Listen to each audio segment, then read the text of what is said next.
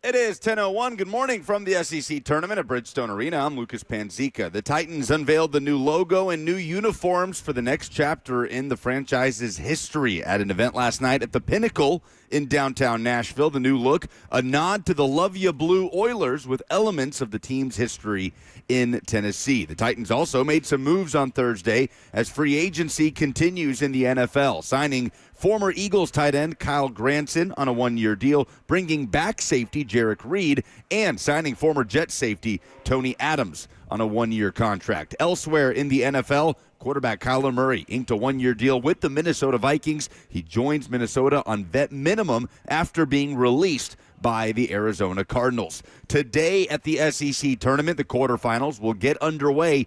Kentucky and Florida tip off at noon. Tennessee moved on yesterday with the 72-62 comeback win over Auburn. Nate Ament leading the way, 27 points. The Vols will face Vanderbilt for a third time this afternoon after splitting in the regular season. Tip-off is scheduled for 2:30. Vol Network coverage will begin on the Zone at 1:30. Later tonight, Ole Miss and Alabama tip-off at 6. Oklahoma and Arkansas as the nightcap at 8:30. SEC tournament coverage will continue throughout the weekend right here on the Zone. For all your foundation repairs and waterproofing needs, visit USSTN.com. Breaking news at once on your home for the Titans and Vols. This is 104.5 The Zone.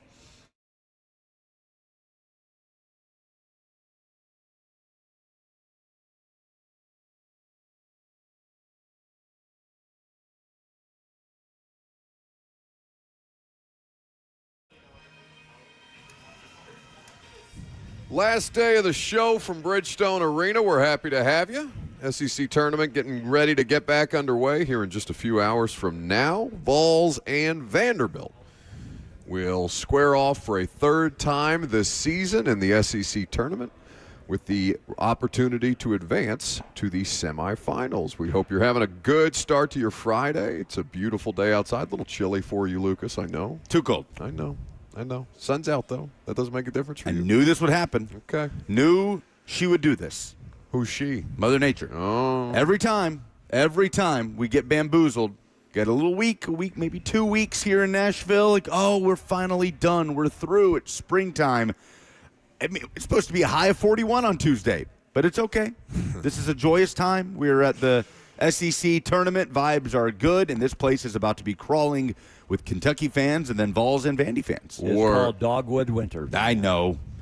That doesn't mean I have to like it. Was it a joyous experience for you watching your basketball team for the bulk of that game? Yeah, the last 30 minutes. I was watching from afar, and I could not imagine that you were enjoying that very much until, I don't know, like you said, the last half hour. They really kicked it into gear, and Nate Ament makes a statement after you didn't want him to play. This is why I said they have to play Nate Ament. You did not want him anywhere near a basketball court. No, you misheard. You did not want to see him in the SEC tournament at all? What I said was Nate Ament needs to play a minimum of 30 minutes today. Yes. That's what I heard. Thank you. He played 32, and he had 27 points, and he was fantastic. The ankle looked fine. You wanted minutes restrictions. You wanted a medical staff right there by him in case, God forbid, he gets a scratch on him ahead of the NCAA tournament. Bubble wrap him. Yeah, that was your line of thinking, but they needed him in a big spot, and he came through, and so they advance further on into the SEC tournament to take on Vandy, who I will say it might have been their worst first-half performance of the season. It was ugly. It was. And I've seen some bad basketball this year. Brutal basketball. Auburn wasn't doing anything, of note in this game. Auburn was just kind of plugging along, and Tennessee was offensively challenged for like 60% of the game, but they did turn it on, and there was some juice in the latter part of the second half in Bridgestone Arena. That Felix Okpara block, you see that block on the alley-oop? I mean, one of the best defensive plays you'll see all season. So a good response by Tennessee, but that first half performance can't happen today against Vanderbilt. Did you stick around to watch the game with him? I watched the first half. Yeah. Was he threatening anybody's well-being? No. Did he try to take a swing at Bruce Pearl? No. Bruce Pearl might have swung back. I would have loved to see that fight. I don't think Lucas could get that tan if he ever wanted to. No. Come on now. I don't know. Not even close. What? You're saying he's orange? The leather handbag that is Bruce Pearl. That was embarrassing what we saw from Bruce Pearl yesterday. Yeah. No, it was complete horse crap. Well, read his lips. That's the FCC safe version. That's what he said. Of course. And then the Titans had their uniform reveal at the Pinnacle last night. And well done by all. It was a really cool event. They did a great job. I think that most Titans fans, if not almost all Titans fans, seemed pretty happy once they saw it. It got leaked on Reddit, which is unfortunate for the Titans. I think it was like 3 hours before the event because, you know, whatever you're feeling about it, if you just want to see the uniforms and you don't care, but there's a lot of people that put a lot of hard work into yesterday's event. And so for them, I did hate to see the fact that that uniform got out there before they were ready to reveal it, however they wanted to reveal it. But I don't think it stole much of the shine from people's experience. Everybody that I ran into at the Pinnacle yesterday seemed to have overwhelmingly positive things to say about the leaning back in to the Houston Oilers history. And I know you guys talked a little bit about it after I left. I don't know what your thoughts were on moving on from the Fireball to now that it's just a Houston Oilers-themed Titans uniform. I don't know what the official designation of this is other than people keep saying new era, new era, new era. Also, there's other uniforms coming out at some point, the rivalry uniforms that they're going to have to wear at home. Nike's got some kind of rivalries program that the Titans are a part of. And I don't know when that pops off, but I feel like that's not in the not too distant future. But yeah, did you like them? Yeah, they did a great job. I mean, the whole event looked like it was really well put together. Kyle Brandt, great choice for the host. He was very engaging with the crowd, all the former players that were there. Eddie George doing his thing. The orchestra was a nice touch. I like that. The orchestra was cool. Honestly, the orchestra might have been my favorite part. Like, I thought that was the orchestra with the light show. They did the laser light show because the only time I've been in the Pinnacle building was when you and me went to that Jack White show last minute. It's a cool place. It was sick. Yeah. They're really not a bad vantage point. So I think everybody that got to go, and I know it was a capped event for season ticket members. Not they weren't charging to get into that, but they had to cap it, I guess, because the demand was what it was. And plenty of people showed up and bought the merch and had a great time, it seems. But the laser light show with the orchestra was probably my favorite part. That and Eddie George. I know Eddie's got Broadway Man experience. of many talents. Okay, but I don't think, objectively, no matter who you root for, or, I mean, maybe Robert as a Ravens fan has different thoughts on this, but I don't think there's a cooler human being on the planet than Eddie George. I don't know that all the different things that he could do. I don't know that there is an NFL player that is more of a Renaissance man than Eddie George. What did he do? Did I miss something? He had this big theatrical, this is our history, this is who we are, this is where we come from, this is why we're doing it, this is where we're going. Oh, so his talent is talking. Yes. He's better at it than we are. I'm glad. Yeah, no doubt about that. Very nice. No. Wait, so what it Go sounds ahead and say something nasty about Eddie George on Houston Oilers uniform reveal day. I'll get him and Dolly at the same time. Easy. So it sounds like you had fun last night, Squidward. That's fine. Fine. It's fine. I just think they should. It's not for me. It's for them. Right. But And everybody looked like they had a good time. You didn't have a great it looked time. like you had a good time. You were smiling, and Yes, I do on occasion smile. I've never seen it, but Buck's the type of guy that cares and just wants y'all to think that he doesn't and says things to piss y'all off. So Yes, that's just true. what it is. That is my formula. I am sad to see the Fireball go, as we've talked about. I am sad to see the two-tone blue go. Right, that's my Titans colors. That's what my Titans looked like growing up. So what is this? Not my president, your president type of situation? Not my Titans, your Titans? No, my point is I am sad to see those things go. Burke Nihill did say with the guys this morning on Ramon and Will that there will be an element of Navy to look out for in the near future, so looking forward to seeing that. I bet that's the rivalry thing. Yeah, probably. But for what this was and the direction they're going, the look is incredibly clean. Nobody can possibly hate the Oilers aesthetic, right? That's a pretty can't-miss thing to lean into that Oilers aesthetic. It's just a clean look, the Titans blue, Columbia blue, whatever you want to call it. The design of it all, they did knock it out of the park, I think, with that part of it. Yeah, I'm not moved one way or the other by the logo itself. I think we talked about this when it leaked. The logo by itself it's whatever. But when you see it on the uniforms, they had Cam and Jeff obviously come out first, and then they brought out a lot of Titans legends. Brett Kern was on the stage getting people hyped up. Javon Curse, Keith Bullock, everybody that was in town or could make the trip. Seems like they showed up and had a great time. Jeff Fisher ran into Coach walking into the building last night as well. So just a couple of details here from the team's press release before we talk about the rest of this. So the logo is still going to be called the Shield. So I guess that's the one element of Greek mythology, Tennessee Titans thing that they're holding on to here. And the 6-string stripe is what they're calling the shoulder stripe and the helmet stripe and the pants stripe, which apparently is to indicate, it's just a tribute to guitar, 6 strings, Nashville. A Nashville note. Which the Preds did. I think Nick Suss said yesterday that the Preds did at some point on uniforms. I don't know if they still do that. Yeah, the Preds have done that. Okay. For sure. Just the 6 strings somewhere on So I think it looks good with the color scheme that they've got. The numbers are better. The numbers are significantly more visible. Maybe that's just that's a me thing, just because I can see them better from the press box. I think they probably look better on TV. When you are watching them as well. And then they've got 2 different chest plates, one with Tennessee on the away, one with Titans on the home. The Tennessee block print looks like the Vols block print to an extent, even though they are using they are using the Oilers numbers, but the font is something that they tried to trace as close as humanly possible without getting into the old Oilers font. So, Yep. I thought they walked the line fairly well. is that a Johnny Cash joke? I was about to say, Did you try to do something there? you tell me. He definitely didn't. No, I don't think that his brain is operating at full I capacity. don't think any because- of ours are. Well, it's kind of hard to when you don't have like the nourishment or coffee you need.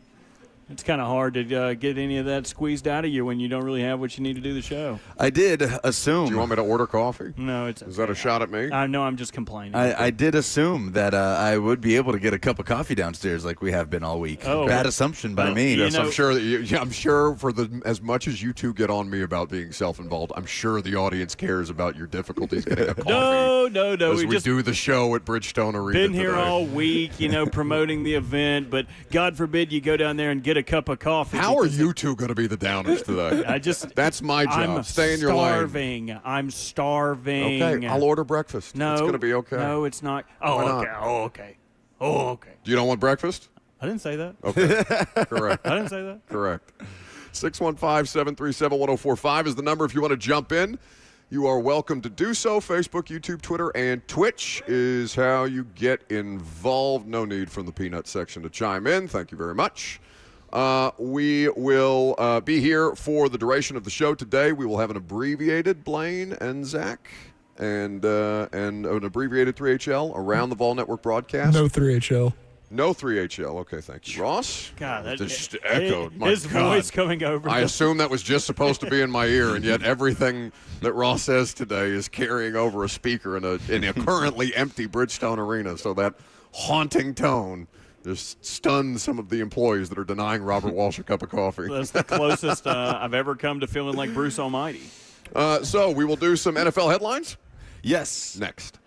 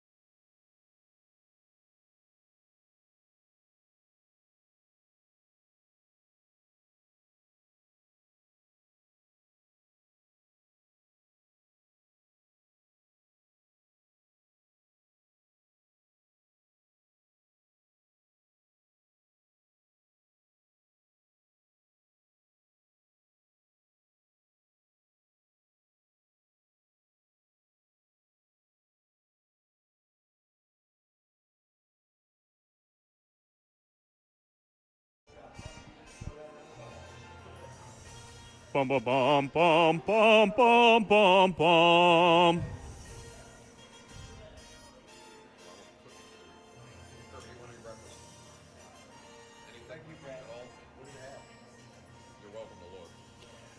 Oh, restructures, resignings, free agents, trades, and everything in between. And for that, we go to an empty-bellied, Vol-starved Lucas Panzica.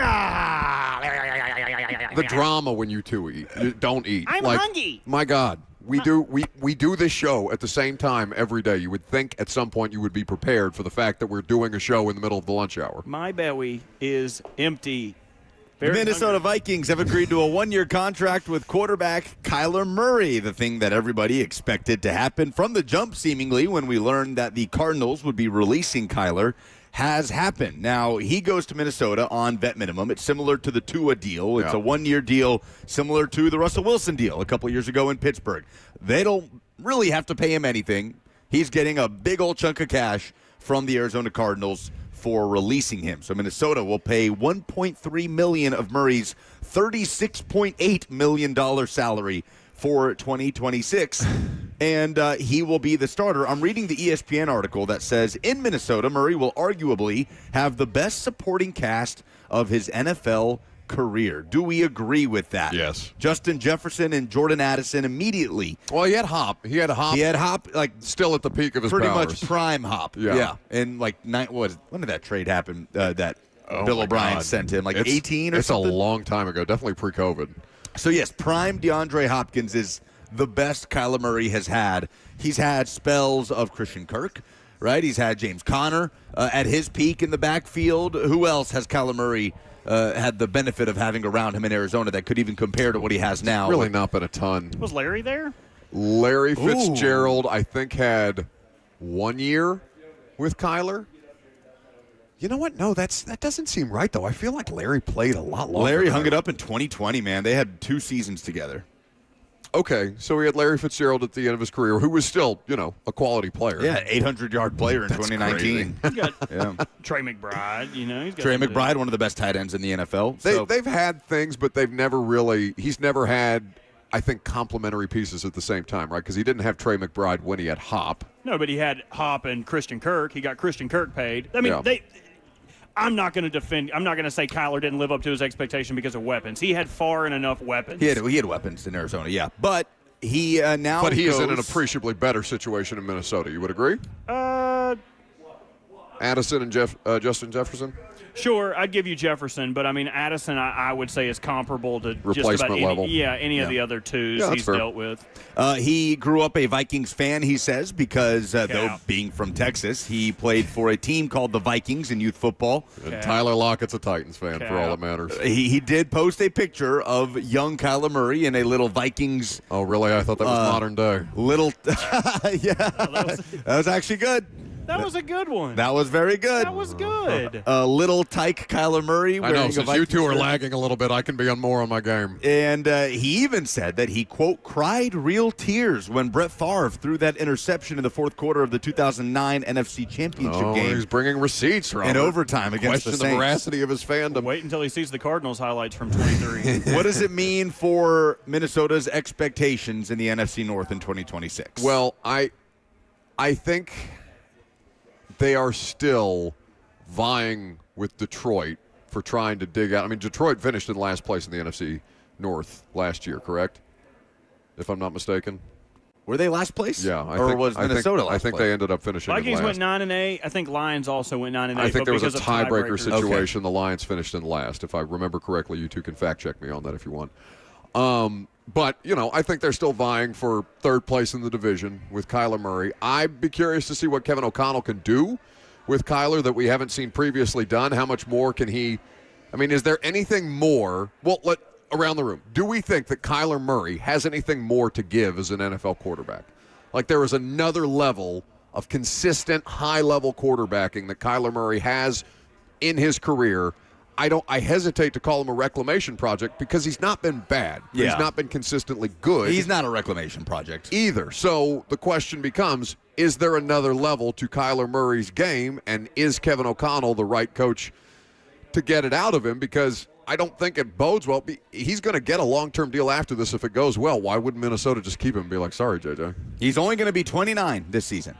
I mean, and they've already gone through this hell with Sam Darnold in the wish I woulda, coulda, woulda. Did you learn from your mistakes? But to answer your question, I think, yeah. Because, I mean, with Jonathan Gannon, it was a defensive-minded head coach. It wasn't like a head coach who was specialized in offense or creating or putting people in the right position. So I would say flatly yes, because Kevin O'Connell is going to have more hands-on in the offense, and you would think that that would translate to him being a more successful quarterback and less having to scamper when things don't work and more finding things that work in succession. So I would say yes as of right now. What I question about this is the benefit of getting Kyler is that he is playing on the vet men, the one-year deal, where it's not going to count against the salary cap a total, but look at all the changes they've had to make to their defensive line and acquisitions they made last year in their spending, where Javon Hargrave and Deron Payne, and they go out and cut both of those guys. And then the reports coming out that, they're looking to trade Jonathan Grenard. They would listen to conversations. It's like the benefit of having a quarterback of his level on a vet men is that you can spend elsewhere. So I'm not super well-versed in their cap, like where they are in it and who they have yet to pay kind of situation. And but you would hope that they would be able to find some guys, but at this point in free agency, the real difference makers are gone. Like now it's depth people or people that are situational guys. So I mean, you're asking Brian Flores to do more with less, and he's a coach who probably could. Right, Robert Saleh did more with less last year with the Niners defense. Like, if you are a quality enough coordinator, you can make things work here. The question is, do they have anything else that they can possibly add that would make a difference, to Robert's point?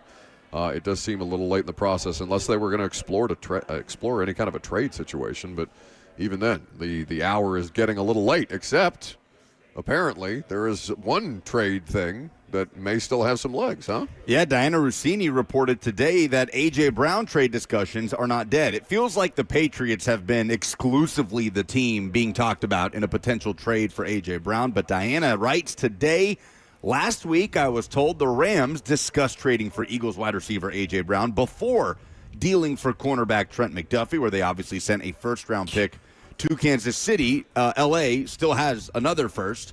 Now, the L.A. sent 20, remind me which pick LA something like that. Sent 29, and they kept 13. 29 is the Chiefs. Yes. Hang on. The Chiefs had 29, excuse me. Yes, they kept 13. They sent 26 to the Chiefs, right? We'll have to one look of the at 20s. details. Yeah, but they still have one first-round pick. Diana continues. Dialogue slowed, but Los Angeles continues to monitor the status of the three-time Pro Bowler with interest. We will see where both parties go from here. Okay, so they have 29 by way of Kansas City. Okay.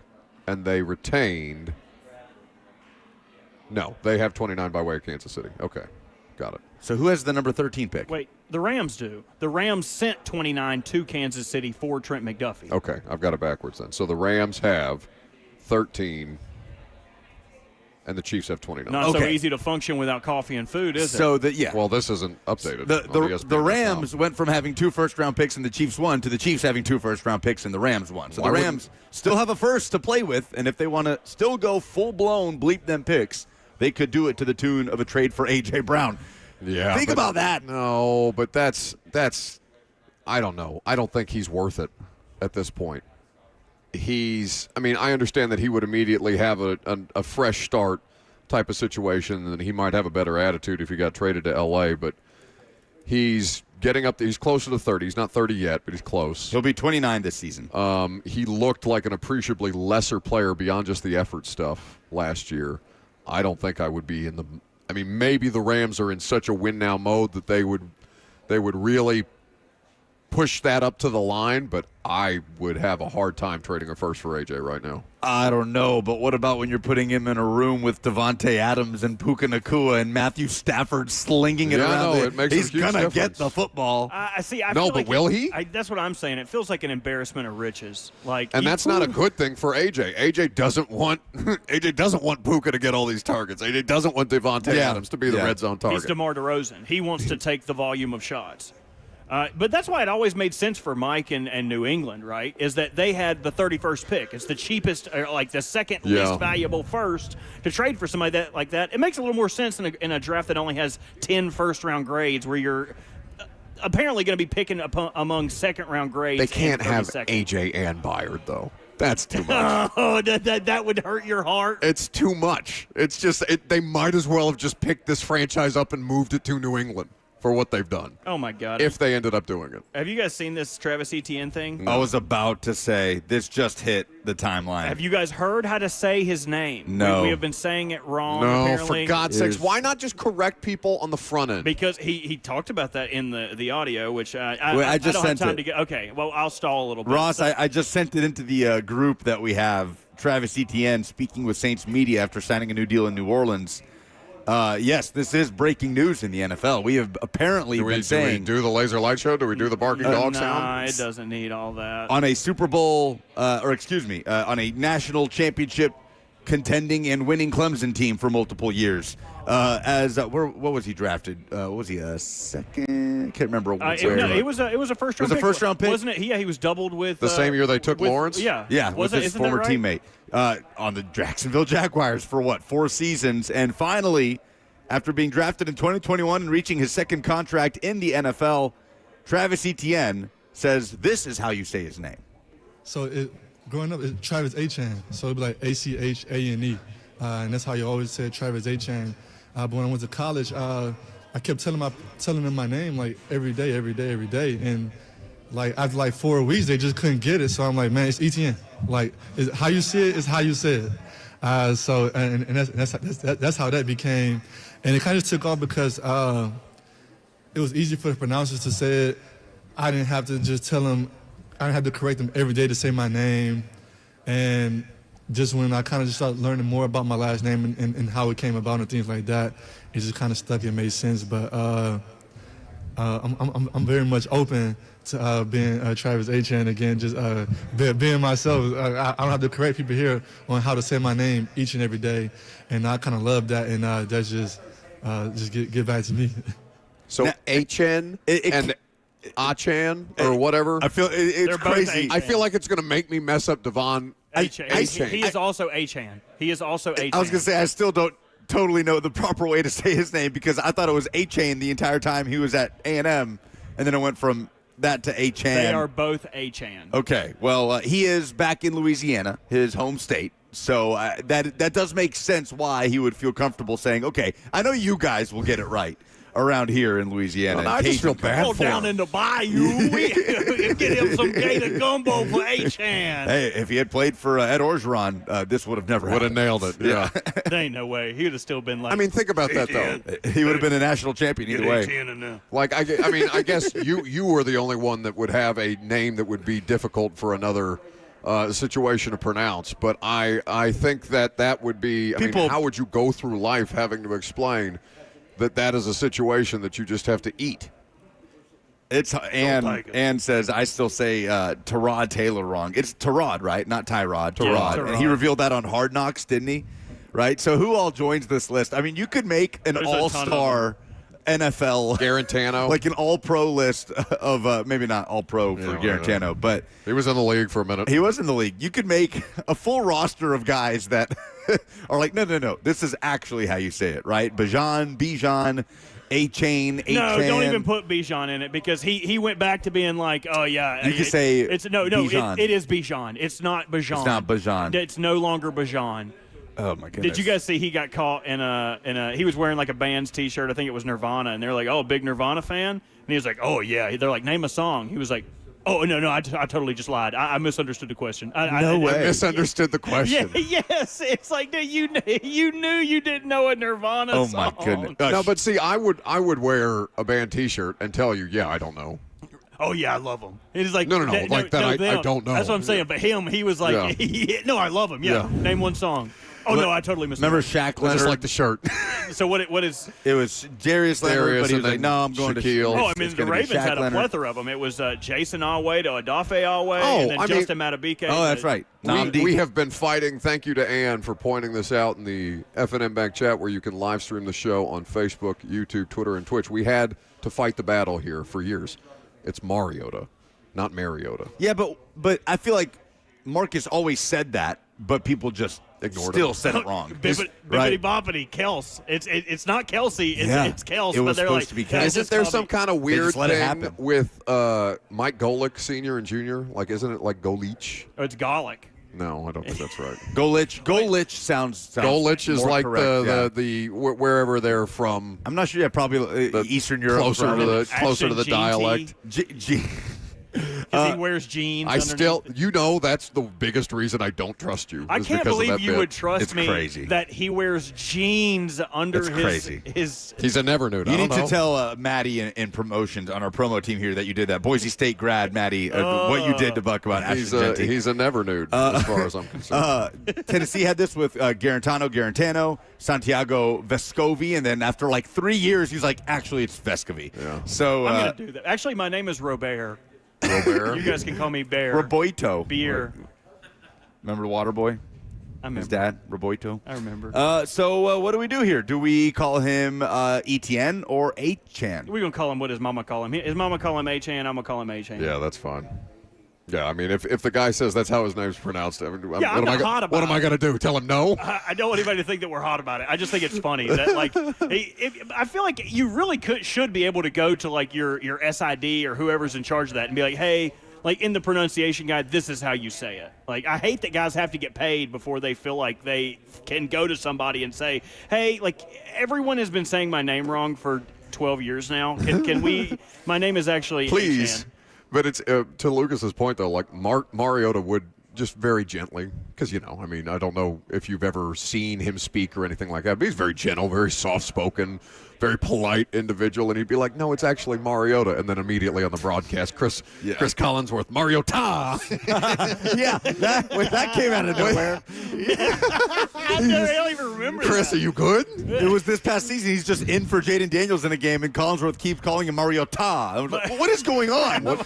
He was here for years. Never heard that. Settle down. Let's get the phonetics. Settle Let's get down. the phonetics. No, I don't need them. I know. But it does seem to be a running back thing, though, with Etienne and Bijan and Achan.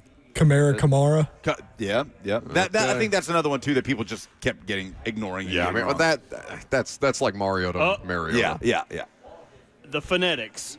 Of Mar-E-O-Ta Yeah. is what it says. okay, but he doesn't have to go Mariota. It was so weird. It was on primetime Sunday Night very Football. bizarre. Everybody, that was the Traylon Burks catch of the year game. Yeah. Everybody's like, what is going on with Chris? Which, by the Collinsworth? way, how about Traylon getting a 1-year deal? $4 million. Yeah. In Washington. Good I don't for know if him. we Was that talked the about money? I missed the money. I $4 just saw the million. 1-year deal. Yeah, good was for that a Traylon. up to?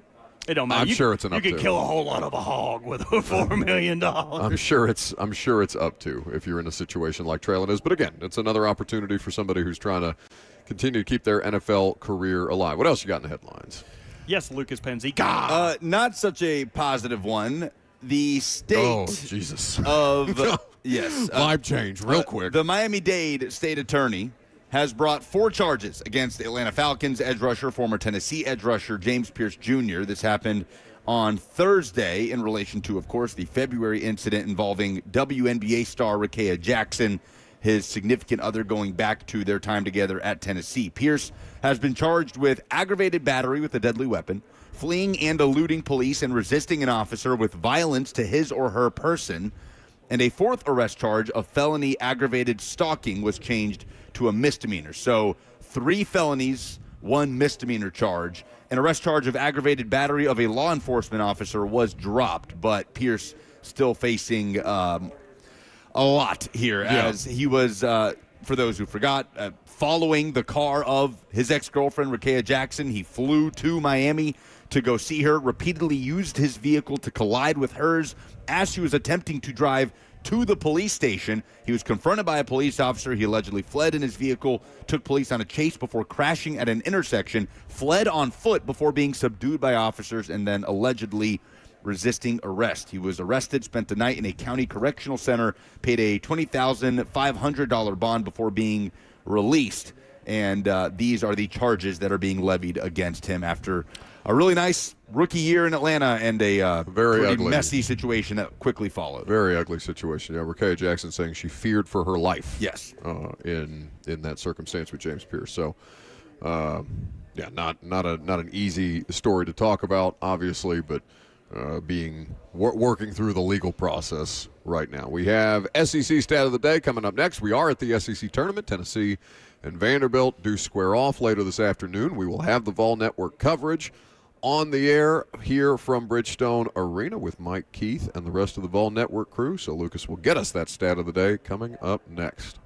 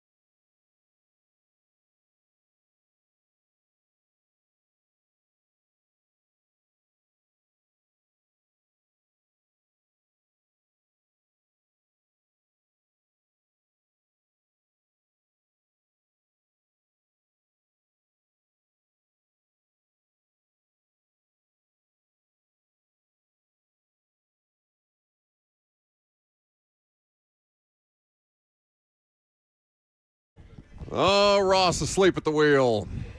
This is not the SEC Stat of the Day music. What are you doing back there? You need coffee too?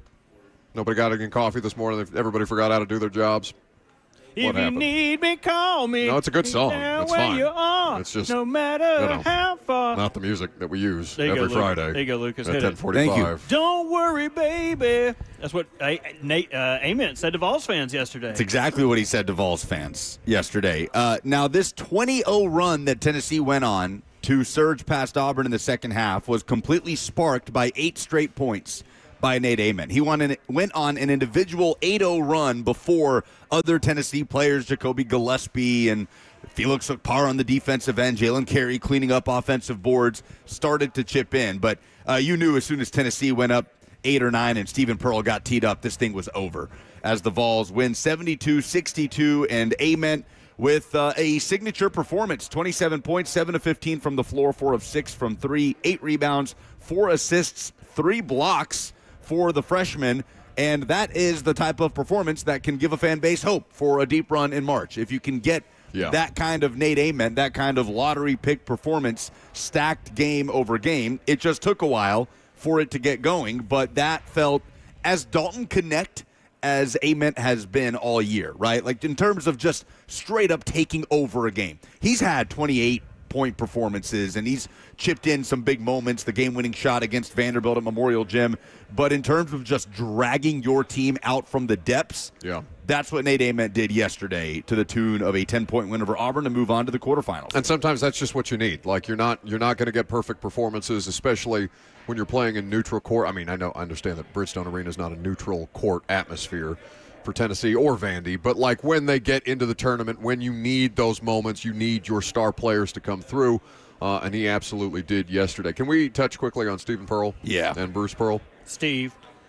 Well, he was behaving like a Steve yesterday, and I don't even know what Bruce was being. But Bruce seemed like the most extreme version of a AAU dad that I've ever in my life seen. Like, buddy, obviously Bruce Pearl is an incredibly accomplished person. I know Tennessee fans got a lot of love for Bruce Pearl, understandably so. Do you know where Bruce Pearl won his first championship? Indiana. It was Milwaukee, right? USI, University of Southern Indiana. Okay, yeah. Which is in Evansville, Indiana. My grandmother loves Bruce Pearl almost as much as she loves Bobby Knight.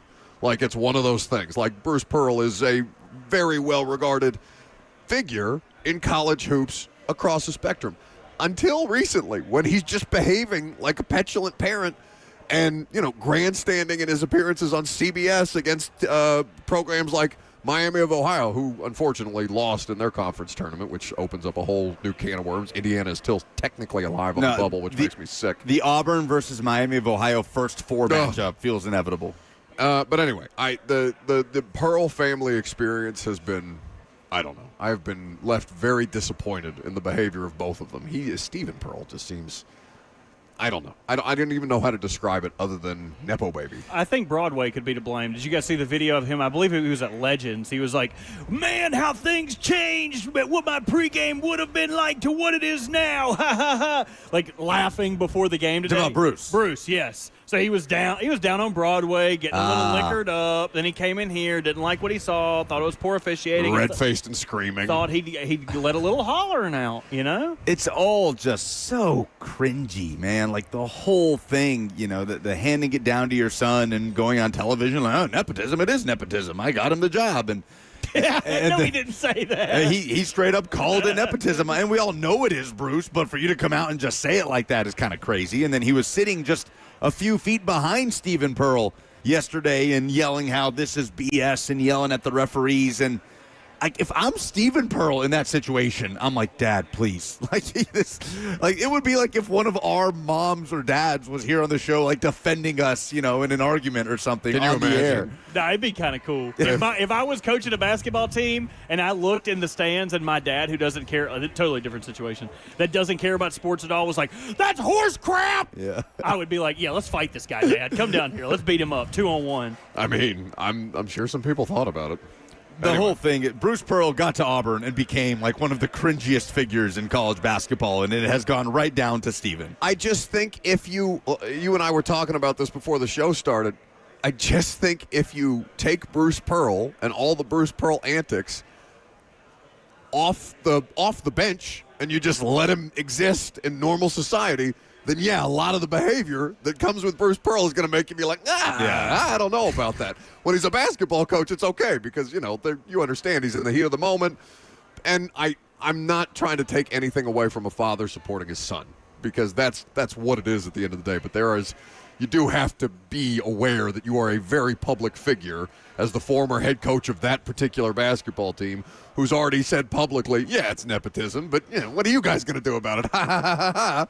It's just, I don't know. It's a lot. Well, really quickly before we move on from this, Bruce has put out a statement and said, my actions yesterday are regretful, but I want to let everyone know you've been mispronouncing my last name. It's actually Pierrel. It's Bruce Pierrel. I never felt empowered enough to say things, but now that I have this platform, I would like everyone to call me Bruce Pierrel now. So Stephen Pierrel is going home, and we'll see what their NCAA tournament fate is on Sunday. That's pretty good. Elsewhere, yesterday, Kentucky held off a Missouri surge. Otega Owe had 21, and despite an incredible 32-point performance from Mark Mitchell plus 7 rebounds, Kentucky survives. They move on and are rewarded with playing Florida today, their third game in as many days. Ole Miss has had a bit of a surge. They're kind of the Cinderella of this SEC tournament.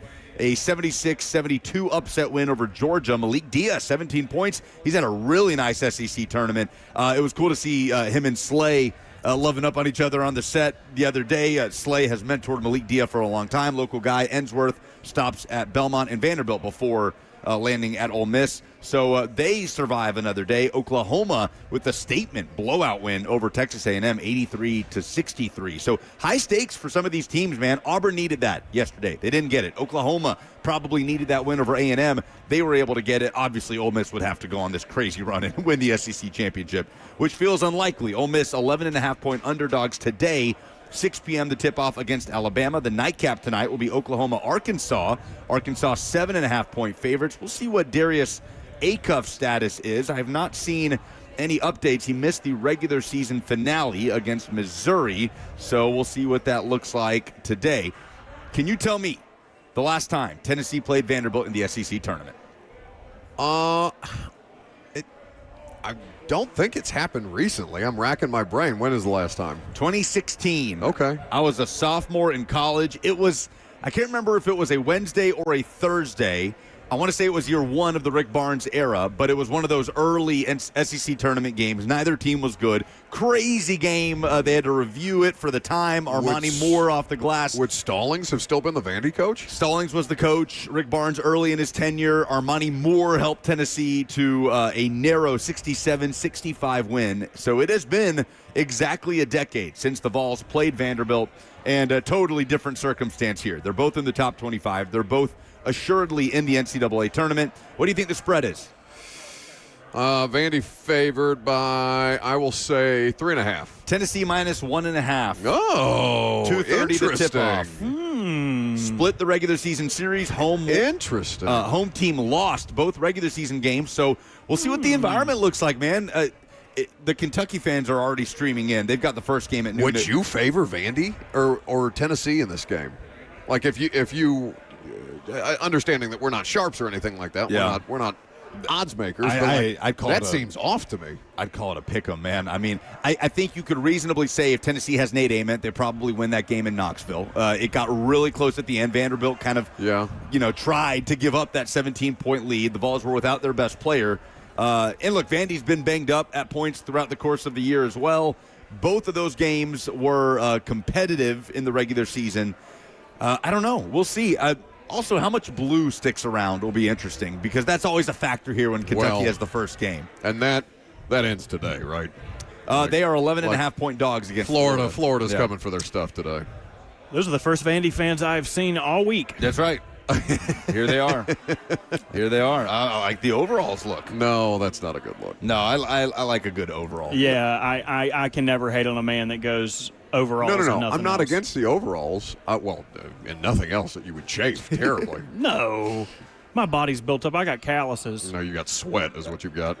I just think that particular tone, like I don't think the gold. Black and gold? I don't think that, but I don't know. It looked faded. It looked old. It looked like mustard a little bit. He been working in it. They've been wearing it. He's been out there in the garden. Out there in the garden. It is pinstripe Vandy overalls. Yeah, I don't know if any Vandy fan got a garden.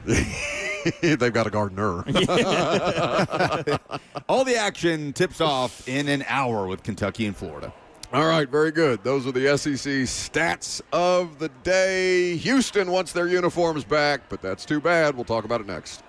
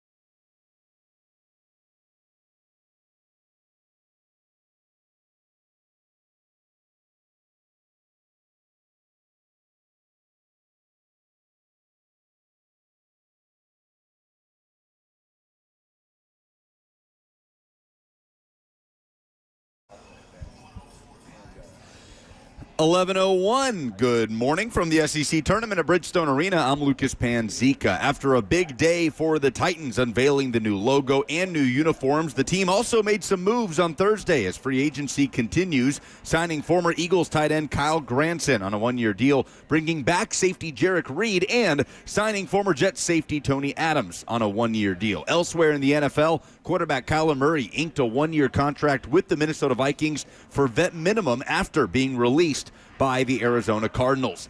Coming up today at the SEC Tournament, the quarterfinals get underway. Kentucky and Florida tip off at noon. Tennessee moved on yesterday with a 72-62 comeback win over Auburn. Nate Ament led the way, 27 points. The Vols will face Vanderbilt for a third time this afternoon after splitting in the regular season. That tip-off scheduled for 2:30. Vol Network coverage will begin on the Zone at 1:30. And later tonight, Ole Miss and Alabama tip-off at 6. Oklahoma and Arkansas, the nightcap, at 8:30. SEC tournament coverage will continue throughout the weekend, courtesy of Learfield, right here on the Zone. Nashville Soccer Club back into MLS play tomorrow at the Columbus Crew. Kickoff is set for 5:25. Pre-game coverage on the Zone begins at 5. For all your foundation repairs and waterproofing needs, visit USSTN.com. Breaking news at once on your home for the Titans and Vols. This is 104.5 The Zone.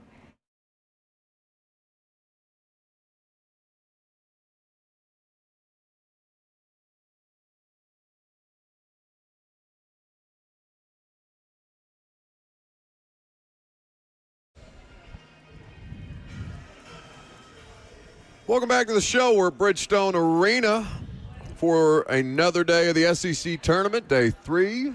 Vols and Vandy getting ready to go here in just a little bit. Got a bunch of other fun games as well. Who will advance to the semifinals, and will there be at least one team? I mean, there will be at least one team from the state of Tennessee to represent here at Bridgestone tomorrow and potentially advance to the SEC Tournament Championship game on Sunday. Should be a fun game to see these two teams square off again for a third time this season. We're hanging out at Barrel House if you're making your way down to Lower Broad and Bridgestone. If you want to stop by, there's a great bar that is available for you. If it's not, I mean, it's Friday, right? Not too early to imbibe. I assume if you're coming down here for the game, you got nothing else to do for the day. You told me I couldn't get a drink. I told you I would not pay for your drinks. If you want to get a drink, I've already bought you breakfast and coffee that you said you wanted but now don't want anymore this morning. So no, I'm not going to also pay for your alcohol. That's lame. Mm-hmm. 615-737-1045 is the number. If you want to jump in, you can do just that. Facebook, YouTube, Twitter, and Twitch is where the show is live streamed from Barrel House today. Brett Kern is in the house somewhere around here. I think him and at least one of the Colonels is going to make their way over. Not to be bothered, because the two of you don't want to work hard today. You just want to put Brett on a microphone and try and coast through your Friday. No. He said he's coming down here to give you a hug. I don't know what you need a hug for. Oh. But apparently you're in need of a hug from Brett Kern. I love that. And it's Kern. No, it's corn. Yeah, he's here to announce. We've been saying it wrong for 15-plus years. Oh, my God. That would... Somebody should just lean in on that bit. Like, Yeah. Who would be the funniest athlete? Like, who's got the most basic name? Daniel Jones. Cam Jordan. He's Jordan? already funny. Jordan. Yeah, he has to change it every week. This week I will be known as Megazord. You are. What isn't there a? It's not Talladega Nights where the kid names himself, right? Yes, yeah. Is and it? He's like he. No. Maybe it's not that. It's. There's another movie. I can't think of the movie. I know what you're talking about. You guys though, are so much better at movie where references than I am. the kid keeps adopting different religions and changes his name. Yeah, he keeps changing his name over and over again. Anyway, I'm sure Robert will. It's a vague enough reference that I've given Robert something to search for the rest of the show. You do not have to search any further for Titans rebrand stuff because they had their uniform reveal last night. Kirby has a shirt, as a matter of fact. In fact, Kirby, can I borrow your box just to hold up the logo? Can I reach from there? Am I going to make it? Oh, is it Big Daddy? No, not Big. Not Big Daddy. What is it? It's right here. Oh, okay. I just meant, something with the logo on it. Here is the shirt. Yes, I'll just hold the box. I don't want to mess with your nice shirt. So actually, I will take the box. Who is this box for? Is this for one of you? It was from this morning. Oh, okay. So The Titans dropped it off. this is the new Titans logo for those of you watching on Zone TV. I'm sure you've seen it if you're on social media. The team has put it out on their website. Obviously, they've started selling merch because, of course. And, yeah, it looks pretty clean. Again, the logo itself, as you look at it, I like it better on the uniforms than I do just as a flat logo. But I also do you like Varsity Blues. You're not a Varsity Blues? Yes, the kid. Okay. He's like Assalamu alaikum. Yeah. Rest in peace, James Vanderbeek. You're not a hat person. So you never probably wore a hat with the flaming thumbtack on it. I've never been a hat guy. Okay. Head looks dumb. Famously. But the hat with the flaming thumbtack logo on it, or fireball is the more PC term, I guess. I guess you can't really center it on a hat, so it's always kind of off-kilter. So now this logo without the flames maybe looks a little better on merchandise, on branding. Again, it's the Oilers theme. Fits the bald trend as well. They shaved the flames off. Yeah. I think that there was a lot of positive response last night. I know there was a lot of positive response last night, but the bulk of the negativity around the Titans uniform rebrand, can anybody guess where that came from yesterday? The what? The negativity around the Titans rebrand. Not You. me. No, it wasn't me. Oh. I was fine. I said it was fine. They did a great job. It was very well produced. From those folks down in H-Town. Yes, Houston is not very happy with the new Titans look because the Houston Oilers famously became the Tennessee Titans. They moved the operation up here in 1998. The Tennessee Oilers then became the Tennessee Titans. And on it goes. Titans era, 1999, even though the team moved to the state of Tennessee in 1998. So when they rebranded, they did do a Tennessee Oiler rebrand, which is also adjacent to the theme that we see now. But they were the Tennessee Oilers. They were never the Houston Oilers. They look now like the Houston Oilers, right? Like they look, Kirby said similar off mic. They look like the Houston Oilers way more than I associate them now with Houston Oiler more than I do Tennessee Titan when they wear that uniform because of what I've identified for, 26, 27 with just years? The look alone is 100%. Yeah, that's what you associate it with. Yeah. So now when I look at them, we were sitting in a conversation yesterday asking questions about the uniforms and just kind of getting some additional context before the uniforms came out and things like that. And one of the questions that was asked was, well, who are you? Like, who are you trying to be?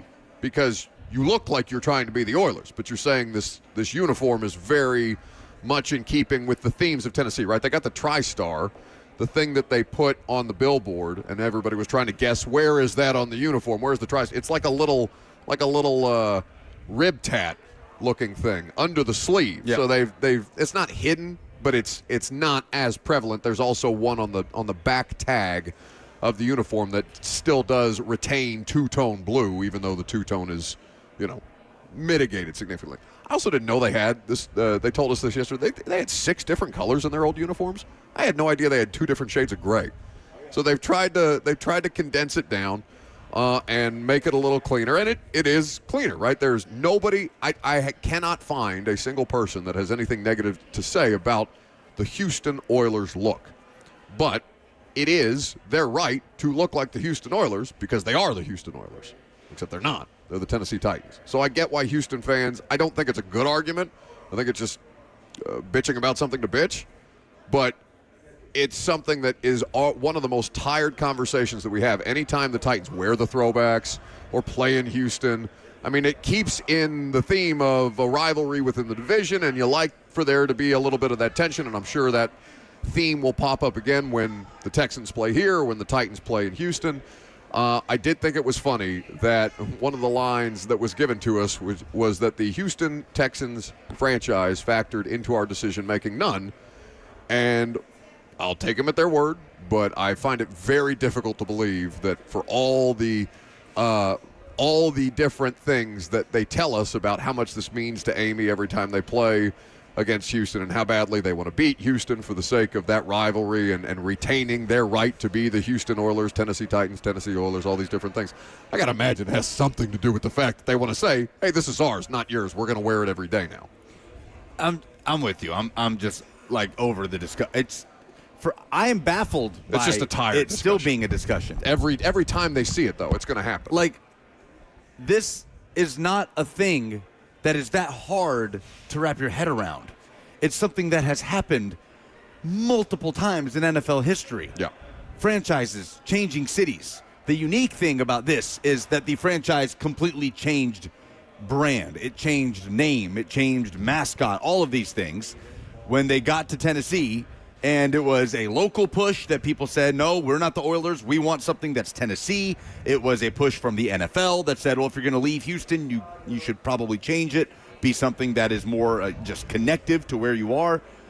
But this concept that's so hard for people to grasp, that it's the same organization, is mind-boggling to me. When in American sports has a franchise ever belonged to a city? And let me add, like, I do feel for people. Like, I think about St. Louis fans that grew up and went to Rams games as a kid with their dad or something, right? And a whole generation of Rams fans that just had it ripped away from them when they went back to LA. A lot of bitter Rams Cardinals fans. Sure.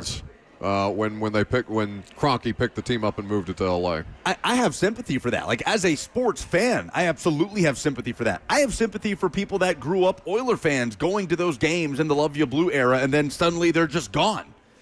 I totally understand that.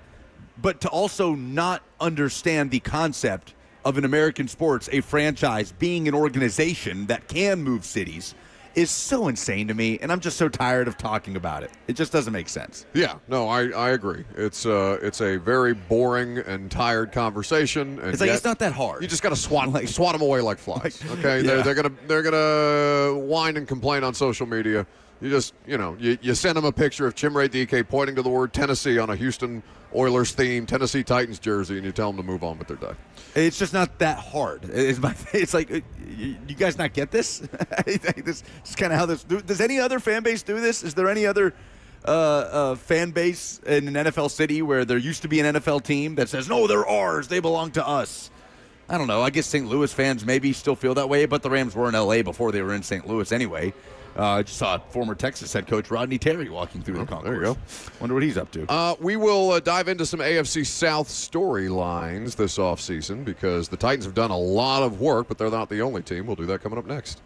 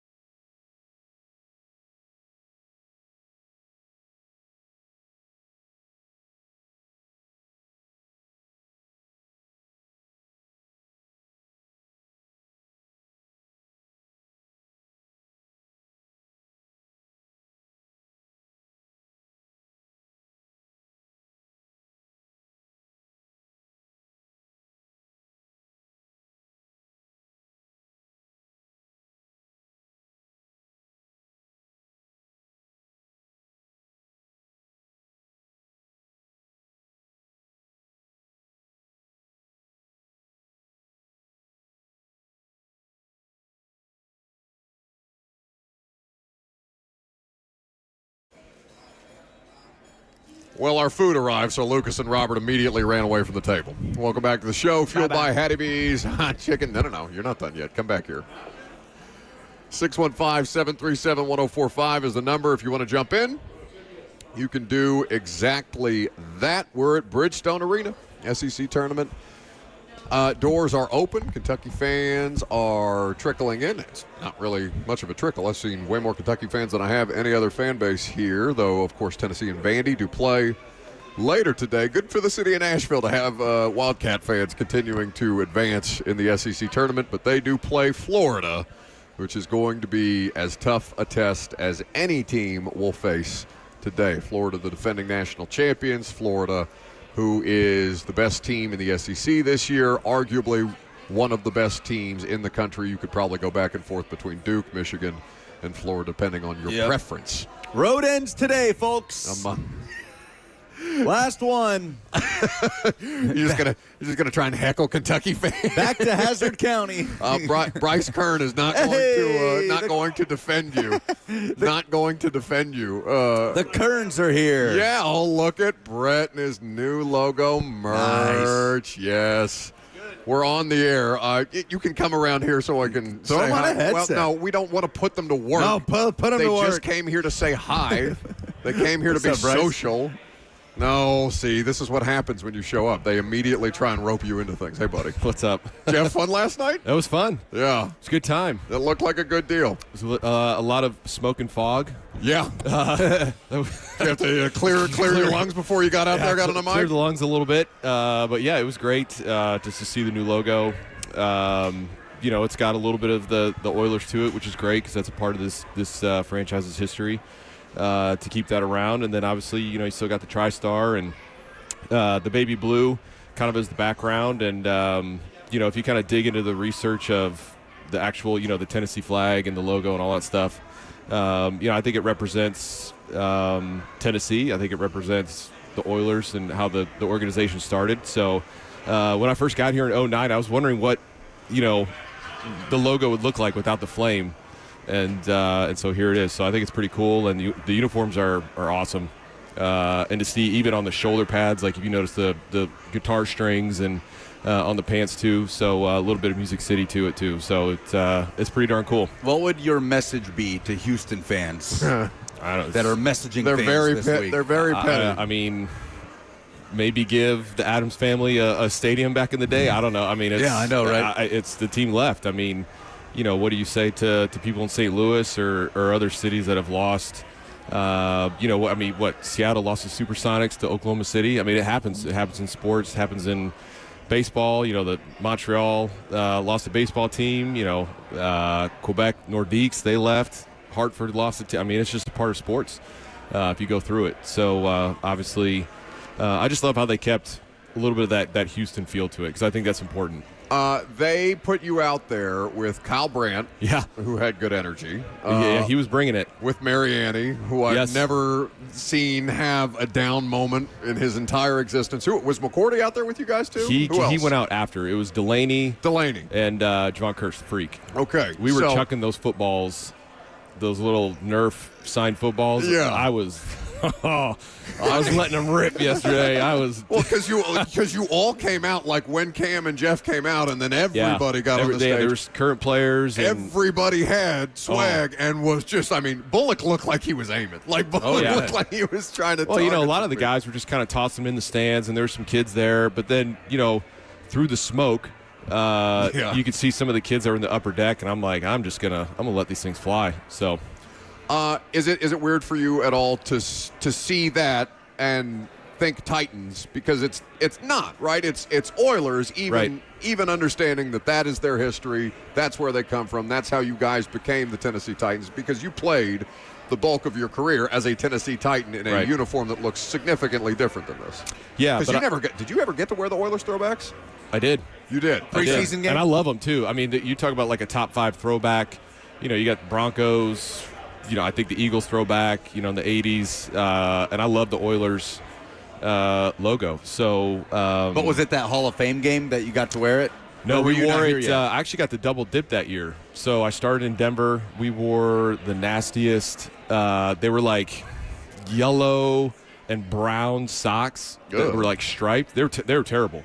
Yeah, you're gonna. Oh, when you say nasty, you mean like ugly. yeah. Oh yeah. Like, Sorry, bad, they're terrible. They're bad. Not nasty like the Sorry. kids say nasty. Bryce, what's the lingo? What's the lingo? 6'7". Quick. Chopped, right? I think chopped would be the word. Please do not use that word to describe that. Please do not. I don't know what You're that going to means. get a bunch of comments later on. I'm scared. But yeah, I got to double dip that year. So I think it was week 2, wore some throwbacks in Denver. Then I got released and I came here. Yeah, those are it. These These are they're the bad. Broncos? Those are like from the 60s. Yeah. Ugh. Look at those socks. That is horrendous. Wait, are those numbers on the helmets? Yes. Those are gross. Gross. Those are truly gross. Good. Yeah. I thought I'd clicked on the gross in a bad way. If Yeah. we're They we're look caught like up in- Commanders practice jerseys or Yeah. something. but like if you a jersey that you would wear if you had like an injury in practice, like that's not like you're gonna practice in a penny off to the side because you have a concussion or something. It's really not the pants and the jersey. Like that's fine. Not great colors, but it's the socks. I mean, try and imagine dropping a football to go punt it, and that's what's in your periph. just a little disoriented. A little disoriented. But yeah, so I got cut in Denver, and then I came here, and I think it was like we played the Bills because the Bills, they were honoring the 60s, the 1960. I think it was 6 teams that did it. So the Bills and Titans, we had a throwback game. So I got the double dip. So I have both helmets at home on display, both jerseys on display at home, hung up, and. But yeah, I just think it's you still see Titans in that logo, obviously with the T, the TriStar, and how important that is. But then that little baby blue, in the circle with the red outlining, kind of shows shows the Oilers and where this team started, where it's come from, and now to here. Well, thank God they're keeping T-Rack. I was worried sick. What would they? Kaharski tried to put him down yesterday. Paul wanted them to take T-Rack out back and Old Yeller him. Oh wow. Yeah. That doesn't surprise me. Came up in a What's meeting. the alternative? Came up. He literally asked the question of all of these executives who were there explaining to us what the uniforms are going to look like in these things. He goes, "Is T-Rack going to survive?" It's like, wow. Yeah, he's a raccoon. There's a raccoon. That's right. You can't kill him, Paul. Like they're not gonna trot T-Rack into the middle of the conference room and just have a ceremony where we put the raccoon down. So T-Rack lives. T-Rack lives in his new duds yesterday. Good. Brett Kern hanging out with us. I don't want to keep you for a full segment because you came by here with your son. Look, I have no allegiance to any 4 of these teams today. I know, but yes, you're having a day. I did see a Danny Warfel jersey coming in. Oh, yeah, that was okay. Ask him about Tommy Townsend, you cat. Tom. yeah. I was Your talking to him thoughts? last night. Yeah. I mean, I'm kind of surprised Titans were able to get him. I'm actually surprised Houston let him go. And then obviously them making the trade for the kid out of New Orleans. So I was pretty surprised by that because Tommy, his 2 years in Houston, he finished strong with the Chiefs. Kind of surprised they let him go, but I understood the contract that he was going to get in Kansas City and the cap situation they were in. So Houston, Fairbairn having a great year that he did. I thought they were going to keep them together, but obviously not. So he's here, and he's got a tremendous leg. He's accurate. He can flip the field. Really good hang time. And obviously, playing in Houston for 2 years, understands this division. So it was good to chat with him last night, and to get Morgan back for year 50. I mean, my God. I'm telling you, I'm saying the way that he can snap and how accurate it is, and the detail that he has. If his body is up for it, he could legit play till he's 45. Yeah, I mean, he's that good. A wonder, and he's that good at his craft. And then obviously to get Joey back is great too. So and Bones being back, under his leadership for special teams is great. So they got a good group together with DK obviously doing what he did last year. It's probably going to be hard to replicate that just because now teams know what he can do, what he's good at. You try to directional punt against him a little bit more, but you see more touchbacks, which is fine. You're getting the ball 35. That's okay. They got pretty good crew on special teams. How much time will Tommy Townsend be spending with Morgan Cox and Joey Sly in the coming weeks and months? Probably a decent amount. Obviously Tommy coming in, new holder. Tommy getting used to to Morgan and the type of snaps that he has. But those guys are veteran enough to where you're looking at maybe a month's worth of work together just to really get on the same page and timing of the whole operation. So they probably won't need too much time.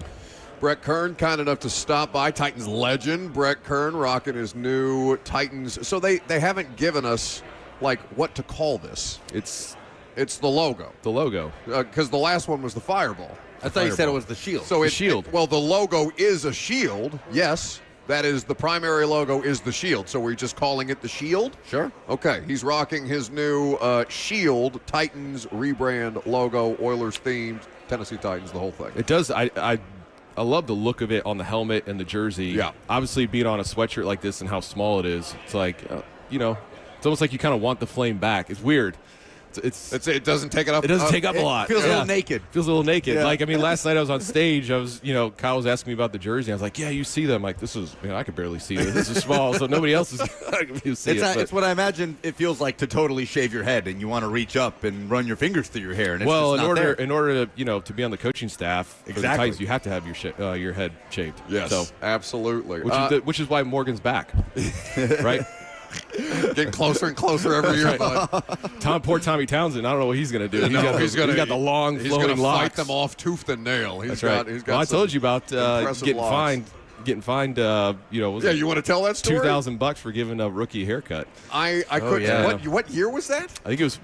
When did the whole incognito thing go down? Was that 13? I want to say it was 13 because they put together this whole. The league made a huge deal out of it. And I understand, but there was like a committee on bullying and Tony hazing. Dungy, but I think it was like bullying. I don't think it was that's called true hazing because it was. But there was I remember there being a fine line between what's the difference between bullying and hazing. Yeah, this was Jonathan Martin and Richie Incognito, the former Dolphins offensive lineman. It was a very big story for reasons that I don't know.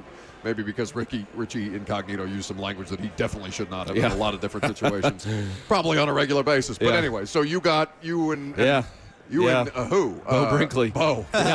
So I'm trying to remember who was in the third leg of the Tennessee tripod. Yeah, I'm trying to remember who was in for competition that year, but you don't remember who the rookie was? Whose head you shaved? No, okay. But we Must didn't not shave have stuck it. around. No, we gave him like a low temper fade, but like a mullet. It was kind of longer in the back, so we were setting it up to where he could do a pretty nice mohawk. And then we did like some design, like some lightning bolt on the side, only one side.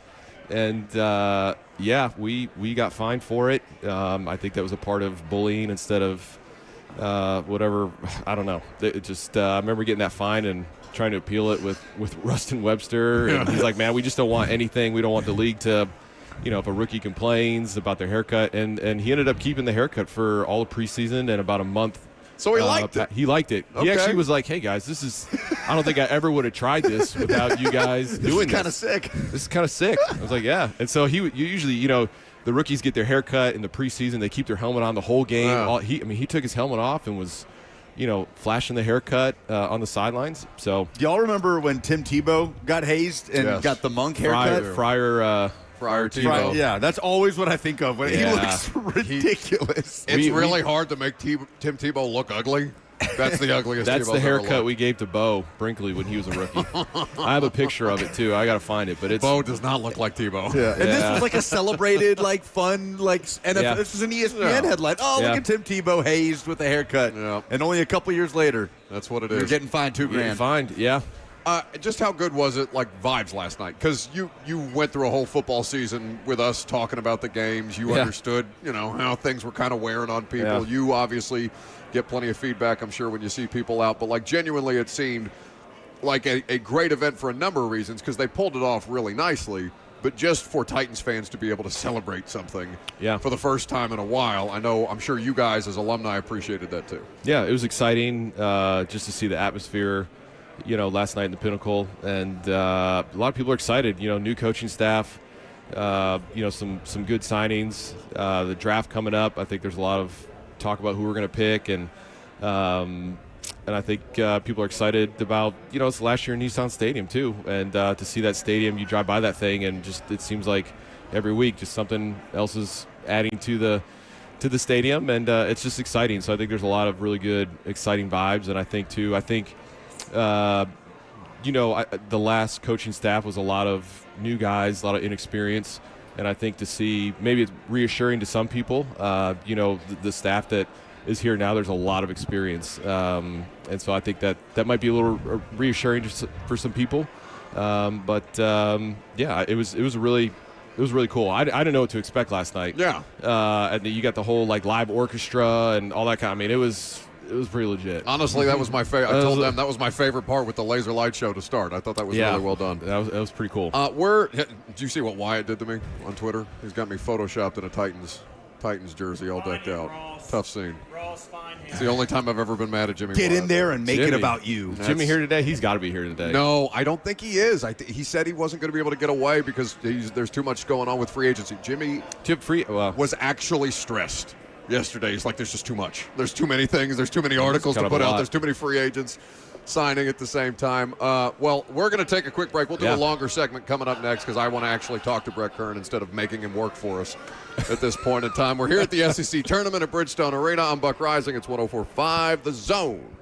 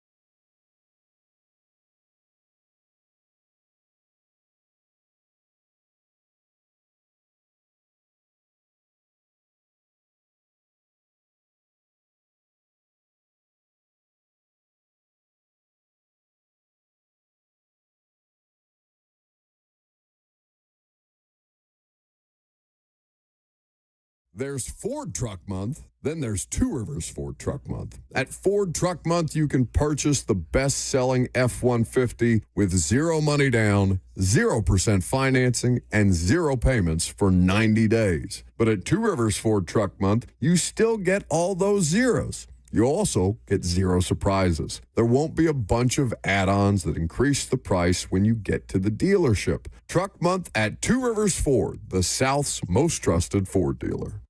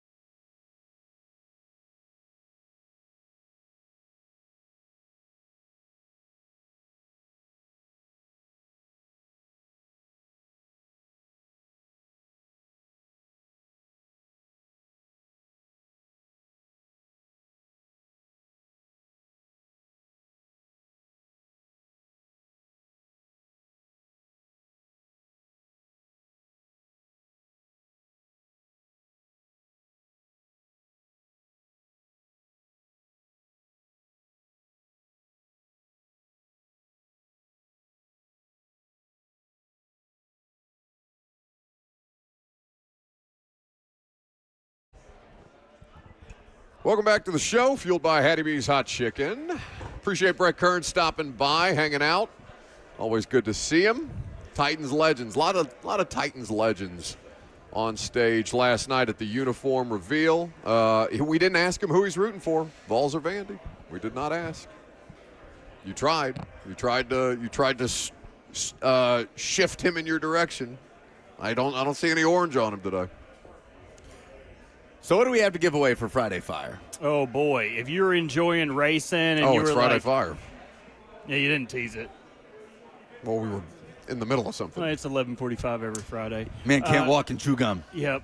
He's a golden doodle. You two couldn't start the show until I ordered your breakfast bagels. So give us that's the makeup for every show or remote that you showed That's up right. 5 to 7 minutes late. All that stuff. I'm not even tallies going up. to the ones next week. I'm not getting you breakfast then either. Well, that's good because we're getting paid. Give us a call, 615-737-1045, with a moment of positivity, something that made your week good, something that made you happy, something that made you smile. And if you can do it and you've got the best submission, you win 2 tickets to the Jack Links 500 at Talladega Sunday, April 26th. It is all right, I have to figure out the distinction of this because in the write-up it says 2 tickets. There's language. In the prize description, it says a family 4-pack. So I don't know. I will get clarification on that while you guys submit your Friday Fire. Okay, well, we will at least have 2 tickets to Talladega for you while Robert gets clarification from our crack promotional team. Here in just a second, 615-737-1045 is the number. If you want to jump in with your opportunity to win those tickets, all you have to do is give us your Friday Fire, Robert, and they win how many tickets? Total? Ever how many you want. No, I'm just kidding. It's 2. Okay, 2 tickets to Talladega. You have to pick your favorite child. My or your Friday favorite wife. Fire, because you guys think that I have such a bad attitude about things, and I do, about a lot of things, I acknowledge.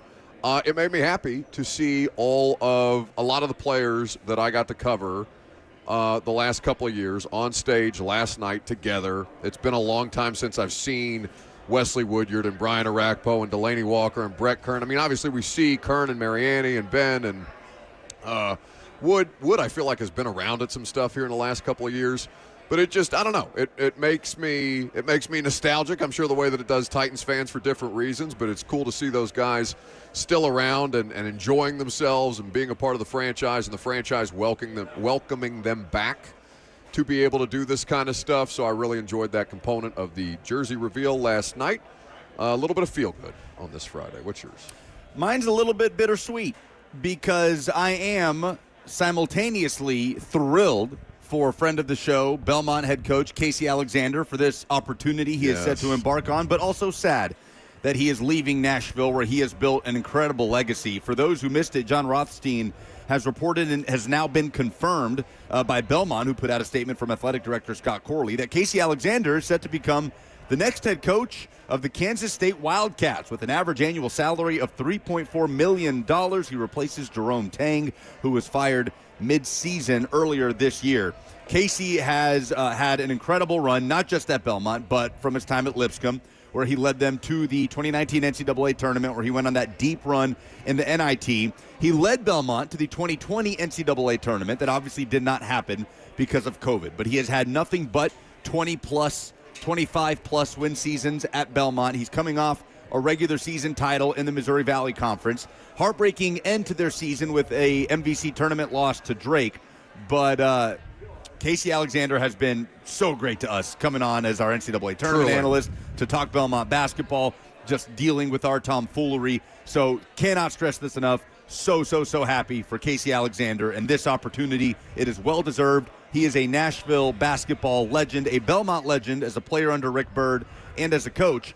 And when you think about the impact he's had on players like Kay Tyson and Will Richard and Malik Dia, guys that have gone on to have great success at Power 4 programs. Jacoby Gillespie is about to play for Tennessee as a key figure for the Vols, started his career at Belmont, a talent evaluator among the best, and Nashville's losing a good one, and I look forward to seeing who Belmont will bring in to uphold that standard at the Kern. Yeah, to your point, mixed emotions, because, I mean, obviously you want whoever we're talking about to get as many opportunities as humanly possible, but to your point, Casey has been really, really good with us the last couple of years at every turn, and we have asked him to do some ridiculous things. We did his last appearance on the show. Lucas just put the bald cap on, and nobody acknowledged that he had the bald cap on the entire time. He rolls with the punches. I know, he's so good. He's the best. So we're happy for him, Coach. When you're done at K-State, I would be happy to have you as the Indiana basketball coach. I wonder if maybe we could still have Casey on as our NCAA tournament I would analyst next really week. like to not lose Casey Alexander because, at this point,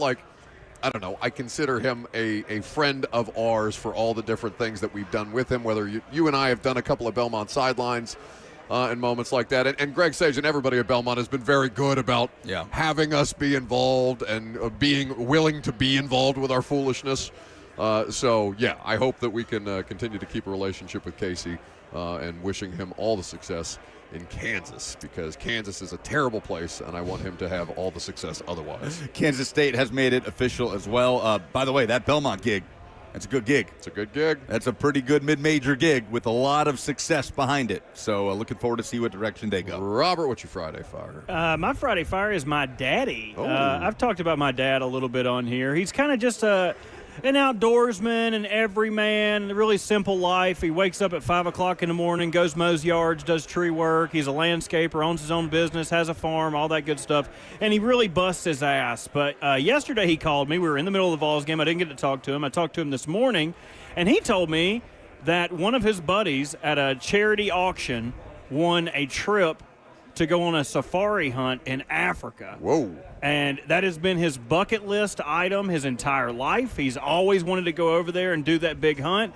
And I'm so tickled for him. I can't stand it. Like he just don't nobody.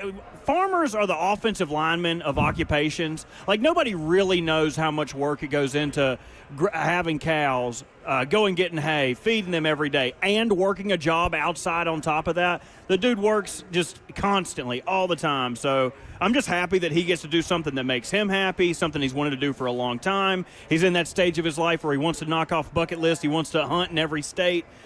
He's been able to do a couple of that, but this is just something that would be unfathomable for a regular person. Like, regular people do not get to experience things like that, go to another continent. And he was in the Air Force, lived in South Korea and Alaska. He's been all over the world. But that's just something he's always wanted to do, and I'm just tickled for my dad. I mean, I'm so happy for him. That's lovely. Well, that's a very good submission for Friday Fire, Robert. Well done by you. So he's going to South Africa. Yes, South Africa. It is, I believe, somewhere near Cape Town. They're riding. They have to get all their gear packed on horses and ride for like 4 hours to the resort, and they get there, unpack, and then they get like a 10-day safari. It's what an insane prize to win. That's so cool. That's so cool. 615-737-1045 is the number. If you got your Friday Fire for the opportunity to win those tickets to Talladega, you can do exactly that. Look at, I see a stud in the crowd, a Florida fan among us. Look at him, waiting in line at the bar. Oh, that's Gator Mike. What's up, Gator Mike? A different legend that I'm talking about. We won't out him just yet. Who we got up on the lines first, Ross? We got AJ up first. All right, AJ, what do you got? All right, so I was listening to you guys. I want to say it was a month or two ago, but Buck, Bert, you guys would remember this, I'm sure, and you guys are going to like crack up. But it was the day you guys got 125 subs on YouTube, and you guys made Panzika do like a 360 in front of the camera, and like I didn't get to see the video. We made him shake that thing. Right, I didn't see the video, but I heard the audio of you guys like walking everybody through it. And it was like pee your pants funny. And I just wanted to ask if you guys could like find me the day that happened so I could go back and figure out and just listen to the audio again, because I was crying laughing. Yeah, it was good until you asked us to do extra work for you, and now we have to reconsider your submission. DM me on Twitter. I'll see what I can do to help you out. Thank you for the call. We appreciate it. At Robbie_Walsh, okay. ROBBYWALSH. So that was AJ's submission. Remember to stay on hold for the opportunity to win those tickets. Who's next? Drew. Go ahead, Drew. My son calls me Wednesday night, and he is like over the moon excited. And I'm trying to figure out what's going on because he's like so excited I can't get it out of him. And finally he's like, Dad, C.J. Taylor is coming to eat lunch with me at school. And I was like, okay, is he like coming to your school? He's like, no, bro, like he's coming to eat with me at school. for a little backstory, C.J. Taylor's from McMinnville. That's where I'm from. He's been back around town lately a little bit. I play church league basketball against him. Like, I know the guy. He knows my kids. And he just, like, took time out of his day to go eat lunch with my 12-year-old son. And, like, dude, it just, like, made his whole year. That's awesome. Like, he hasn't stopped talking about it. Like, C.J. Taylor, stand-up guy. Like, Vanderbilt legend. It was just a great thing, man. Like, it was just great to listen to my son be that excited about something, and then, like, CJ to just be humble, like, bro, like, it's not a big deal. And, like, it was just great. It was just a great thing. Well, thanks for sharing with that with us, Drew. We appreciate it. Very cool. Let's get a few more here, Ross. We got 2 more. Eric's up. Hey, thanks for taking my call, guys. I'm going to try and not go over the 1 minute. So this is an article was put out by Mike Wilson, who's a writer for Tennessee, y'all know. It is a very long article about Felix Okpara, but it was a very touching and heartwarming one. I'm going to try and compress it, but basically Felix Okpara left Nigeria when he was 14, and there were some recruiters who promised him a path to U.S. basketball. His family paid a lot of money to get him handlers and a system, but there were handlers that exploited young African prospects like Felix, also his brother who plays at Lipscomb now. So it was a really bad situation, but he finally got to Tennessee, and the family protected him from those handlers, controlled the situation as they tried to ruin his career, blackmail him. But the family ended up adopting him and his 2 brothers, actually, in Chattanooga, and it was awesome. So he went to Hamilton Heights, which is the same high school as Shea Gilgeous-Alexander went to. Then Felix went to Ohio State, as we know, and then transferred to UT, also to be closer to his U.S. family. So it's just really cool how he was able to get out of that situation, get away from those handlers, and find a career in basketball. And it's just really, really cool to see. Now he's chasing down blocks and alley-oops in the SEC tournament. Go to @ByMikeWilson on Twitter to search for that story. Mike is just an incredible storyteller with that kind of stuff. Great submission. I'm sorry, Ross, what was the caller's name? Eric. Eric, okay. Sorry, I'm trying to keep track of these. Eric, we appreciate the call. We got one more. One more. Go ahead. One more. Last one is Dalton. Dalton, what you got? Hey, guys. How y'all doing today? We're doing great. Hey, my Friday fire is that I have 2 little brothers, and I haven't seen them since my mother's funeral about 9 years ago. And my Friday fire is that I got a message earlier this week on Monday night that they're coming into town.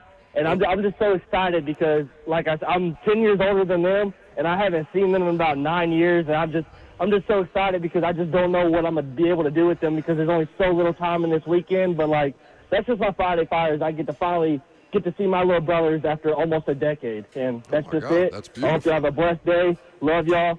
Lucas, you still got a fat ass. Yeah, give him the tickets. Hey, love you too, Give him the buddy. tickets. Dude, we had some Lucas great does have a submissions fat today. ass. It's true. It's true. I don't think he could have executed that better. Touching, wholesome. Stick the landing. God, speaking of fat ass, Okay. let's talk about you. You ate that whole bagel so quick. What do you think I'm talking? He's getting the tickets, and he is going to Talladega. Yeah. Yeah, Well done. Great submission. I need to go take a bite out of something. I'm Buck Ryan. It's 104.5 The Zone.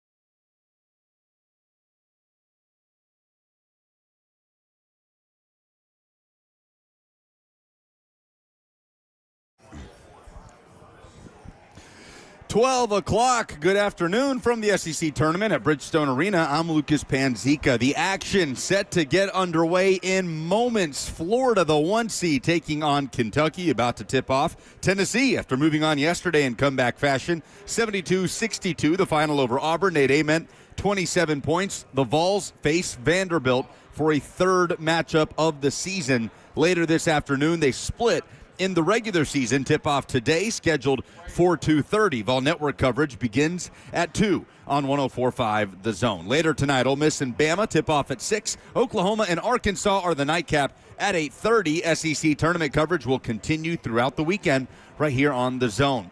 It was a big day for the Tennessee Titans yesterday, unveiling the new logo and new uniforms for the next chapter in franchise history. The team also made some moves as free agency continues, signing former Eagles tight end Kyle Granson on a 1-year deal, bringing back safety Jarek Reed, and signing former Jets safety Tony Adams. Nashville Soccer Club back at it into MLS play tomorrow at the Columbus Crew. Kickoff is scheduled for 5:25. Pre-game coverage on The Zone begins at 5 p.m. For all your foundation repairs and waterproofing needs, visit USSTN.com. Breaking news at once on your home for the Titans and Vols. This is 104.5 The Zone.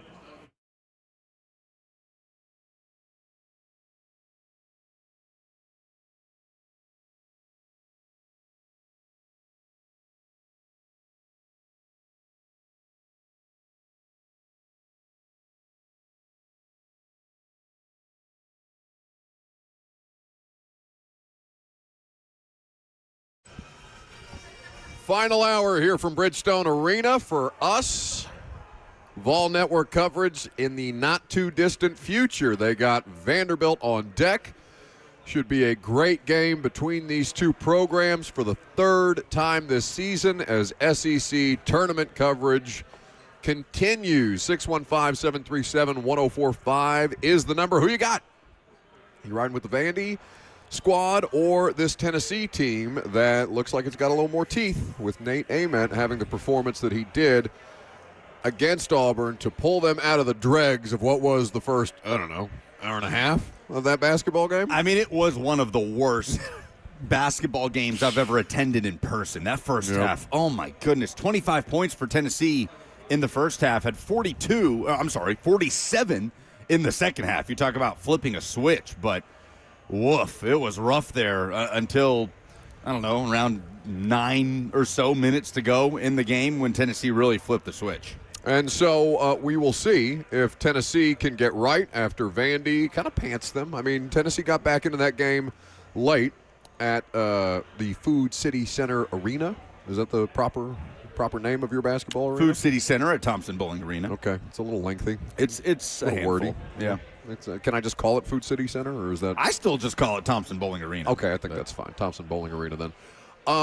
So to end the regular season, not an ideal situation. Tennessee kind of laid down for the first half of that basketball game, fought their way back into it, but was not enough. Vandy able to get the win on the road at Tennessee after Tennessee came here to Nashville, beat Vandy on West End. So a split series so far, with the ultimate tiebreaker being in this SEC tournament today at 2 o'clock. I believe our coverage here on the radio station begins at 1:30, if I'm not mistaken.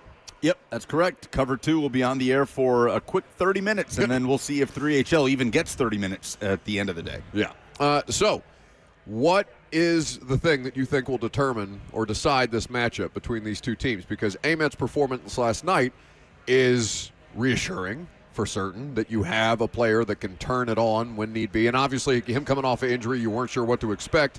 Played a lot more minutes than I think a lot of people were expecting him to. I don't know what the expectation among Vols fans were, because the conversation around Nate Ament was Rick Barnes saying, almost the first game that he missed, right? That he wanted to try and play. They thought that there might have been an opportunity for him to get back out there, but they were going to continue to rest him, continue to give him time to heal from that high ankle sprain.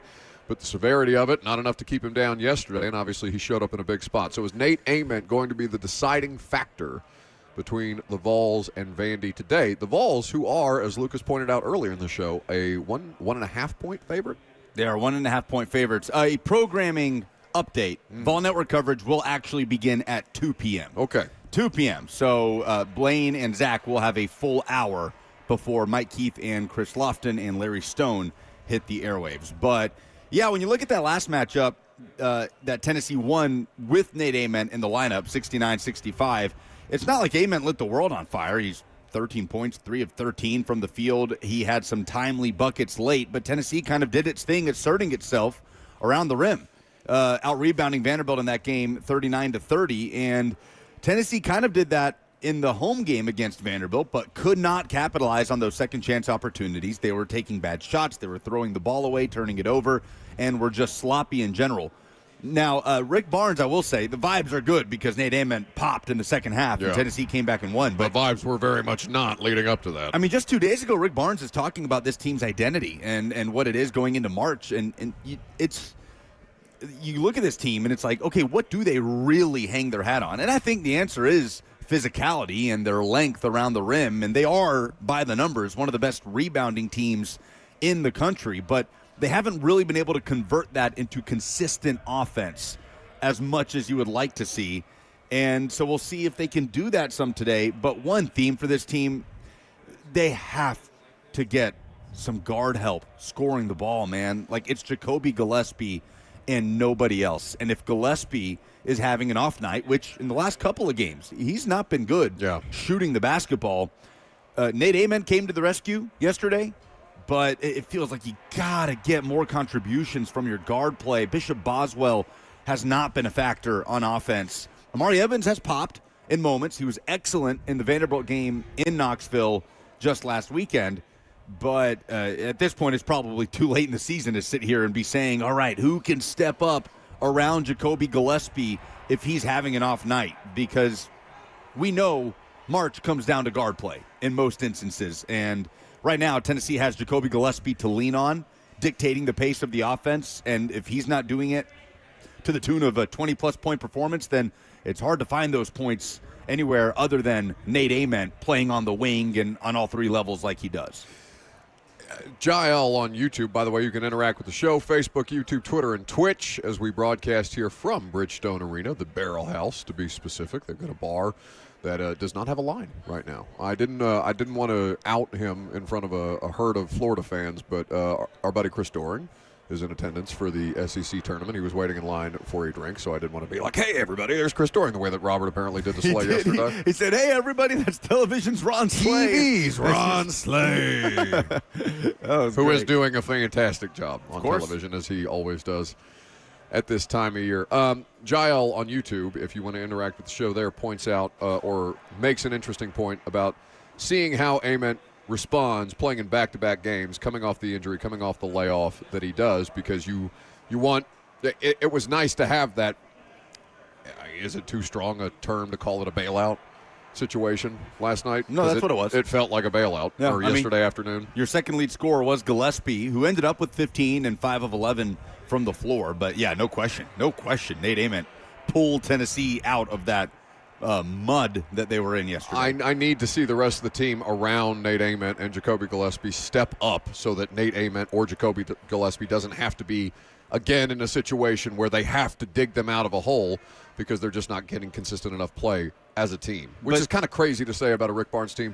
We asked Mike Keith about this the other day, and he's, if Rick Barnes is questioning their identity or talking about, what is their identity as a basketball team, that's it, just him trying to message the way that he does about, hey, boys, like, we are in a critical juncture, understanding that this is not the NCAA tournament. This has a huge impact on our ability to advance in the NCAA tournament, to give ourselves the best possible position to succeed. This is not just something that you can waltz through, and I'm not, I don't want to, lethargic's not the right word. They look disjointed for such a huge portion, and they've done that a couple of times, and you could probably accuse any college basketball team of having those ebbs and flows, but I don't know. Maybe because we are watching Tennessee and understanding what the competition looks like in the SEC around them right now, it just feels like they have a fatal flaw that they have not yet been able to pinpoint. Yeah, and JP Estrella has taken on some of that load. He's had some good performances, had a 20-point double-double last time out against Vandy. Felix Okpara has had some nice offensive performances this season, but, yeah, for me, the concern does lie within the guard play around Jacoby Gillespie. It's just not been good enough. So Ament has shown why he's a lottery pick, a likely lottery pick, and he is a matchup problem for Vanderbilt, I will say. But he's going to have to string together some performances today, and Tennessee is going to have to be more complete around him. Tennessee absolutely has to give Nate and Jacoby more help today against Vanderbilt, who comes into this game playing pretty well, and Tyler Tanner is having a fantastic season, and Duke Miles. And Duke Miles, since he came back from that injury, has had a really nice run, and you do get to watch two of the best guards in the SEC go head-to-head here with Tanner and Gillespie. I will add Gillespie was excellent defensively. He had 3 steals, but they were timely. If I'm not mistaken, they all came in the second half. They were turning them into transition buckets, so he does deserve credit for the way that he helped respond and aided Tennessee in that comeback effort. But, I mean, look, if you got to ride Nate Ament this year in March Madness, then so be it, right? We saw it with Dalton Connect. I'd say Tennessee was a little better around Dalton Connect, a little more secure in their identity, right? Yeah, no, they felt like a more complete team. 100%. And guys that had been in the program and veterans. But sometimes you just got to you hop on someone's back and say, all right, bud, let's do this thing and see how far he takes you. And maybe that's what's happening here with Nate Ament. It was just interesting to see no restrictions yesterday. And Rick Barnes said that after the fact, said, no, I didn't know anything about any minute limit. If he was going to play, he was going to play. And he played 32 minutes. Yeah, and I think that's probably because, again, your concerns were warranted. I give you a hard time after the fact about not wanting Nate Ament to play in the SEC tournament, understanding that he was dealing with a high ankle sprain at the time that he was.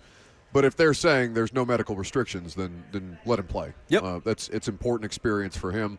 You're only going to have so many opportunities with him, I assume, as a Tennessee fan. I don't imagine that player is going to be sticking around in college basketball for long. Nope. After that, it would be fiscally irresponsible. You have to run to what? I'm going to go talk to B.J. Callahan ahead of Nashville SC's game against Columbus tomorrow that you can hear right here on The Zone. Okay, so we are going to let Lucas go and do that. We are going to talk more about the Titans free agent acquisitions. Robert is back here to help me through it, and we will look forward to doing all of that coming up next live from Bridgestone Arena. I'm Buck Rising. It's 104.5 The Zone.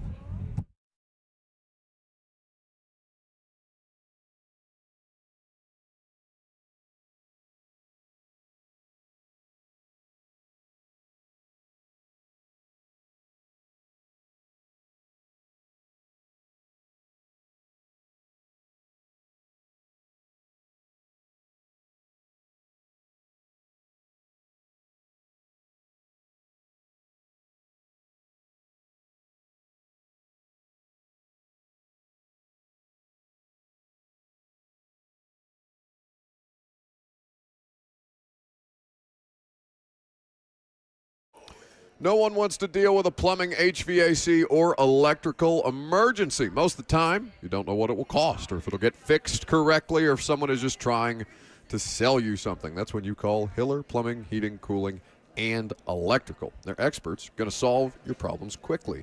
And the price you're told is the price you'll actually pay. There's no hidden fees or surprises when you get your bill. Hiller has been in business for over 35 years, operating with honesty and integrity. They're family-owned and operated, and their techs are professional, experienced, and trustworthy. When they're on their way, you'll receive a photo of the tech and a link to track them in real time. So no more wasting time waiting around. 100% satisfaction guaranteed of Happy You'll Be or the service is free. That is the Happy Hiller promise. So visit them online today at happyhiller.com.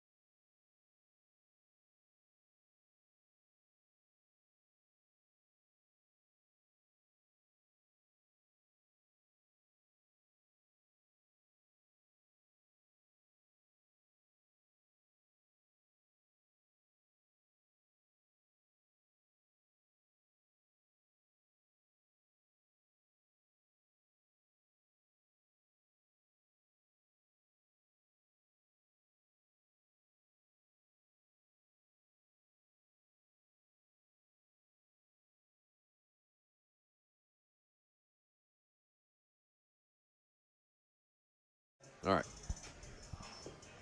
Welcome back to the show, fueled by Hattie B's Hot Chicken, the best hot chicken in the world. We are live at Bridgestone Arena. SEC tournament action is officially underway. Kentucky and Florida getting the action started. And, of course, you have the Vols and Vanderbilt at 2:30 today. Vol Network coverage at 2 p.m. will get us going here on the Zone. So Lucas is doing some soccer pregame work. Robert is hanging out here with me. You can hang out in Barrel House all afternoon long, all weekend long here at Bridgestone, where we are currently broadcasting live from. We have not talked about the sheer depth of players that the Titans have signed, because we are now up to 16 different players that the Titans, it's not new to the coaching staff, but it's new to the organization. Guys from the Jets, guys from the Giants, guys from the Bills, guys who have Niners in their background. There's a handful of Chiefs players sprinkled in there for Mike Borgonzi and his previous stop. So there's so many different players across the board, a lot of them on defense more than anything at this point in time. We did talk about the sheer volume of players and, all right, are they going too much out of their way to bring in familiarity versus, okay, are they going to kickstart this thing?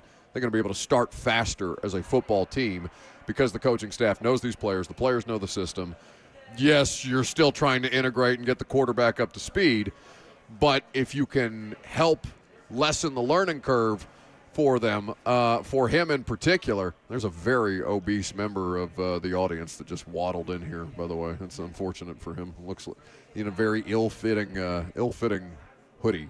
It looks kind of like you, kind of bulging. He's not paying attention. He must think I'm talking about somebody else. He was just letting me know that if I needed my hunger satiated, that he would. Oh, I thought he was rubbing his belly because he's hungry. No, it's just a morbidly obese individual that just wandered into the concourse. No, he looks very svelte. Sir, Ozempic is a thing.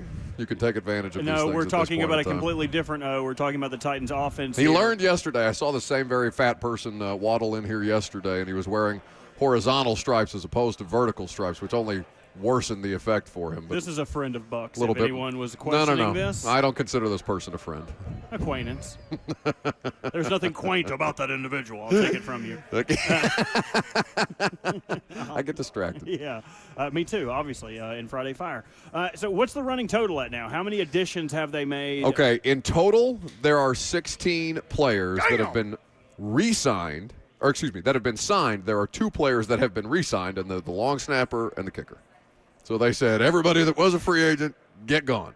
Curious how many players they have under contract going into the season, because that'll kind of tell you how many spots they have open for draft picks, for UDFAs, how large their 90-man roster will be coming out. But we can delve into all of that in the offseason. The conversation I think would be fitting to have here is, who are the biggest beneficiaries, and why do we feel like they're moving in this way in the acquisition period? Because there's teams around the AFC South that are not buying into this same system, and all teams in the AFC South are not created equal. The Colts are not in the same place that the Titans are. Same could be said about the Jaguars and the Texans. The Texans have never been shy about acquisitions in the offseason. It seems like the Jaguars and the Colts, minus maybe Alex Pierce and Daniel Jones and a stray Arden Key, the Colts are not playing in free agency that much, but the Jaguars are not playing at all.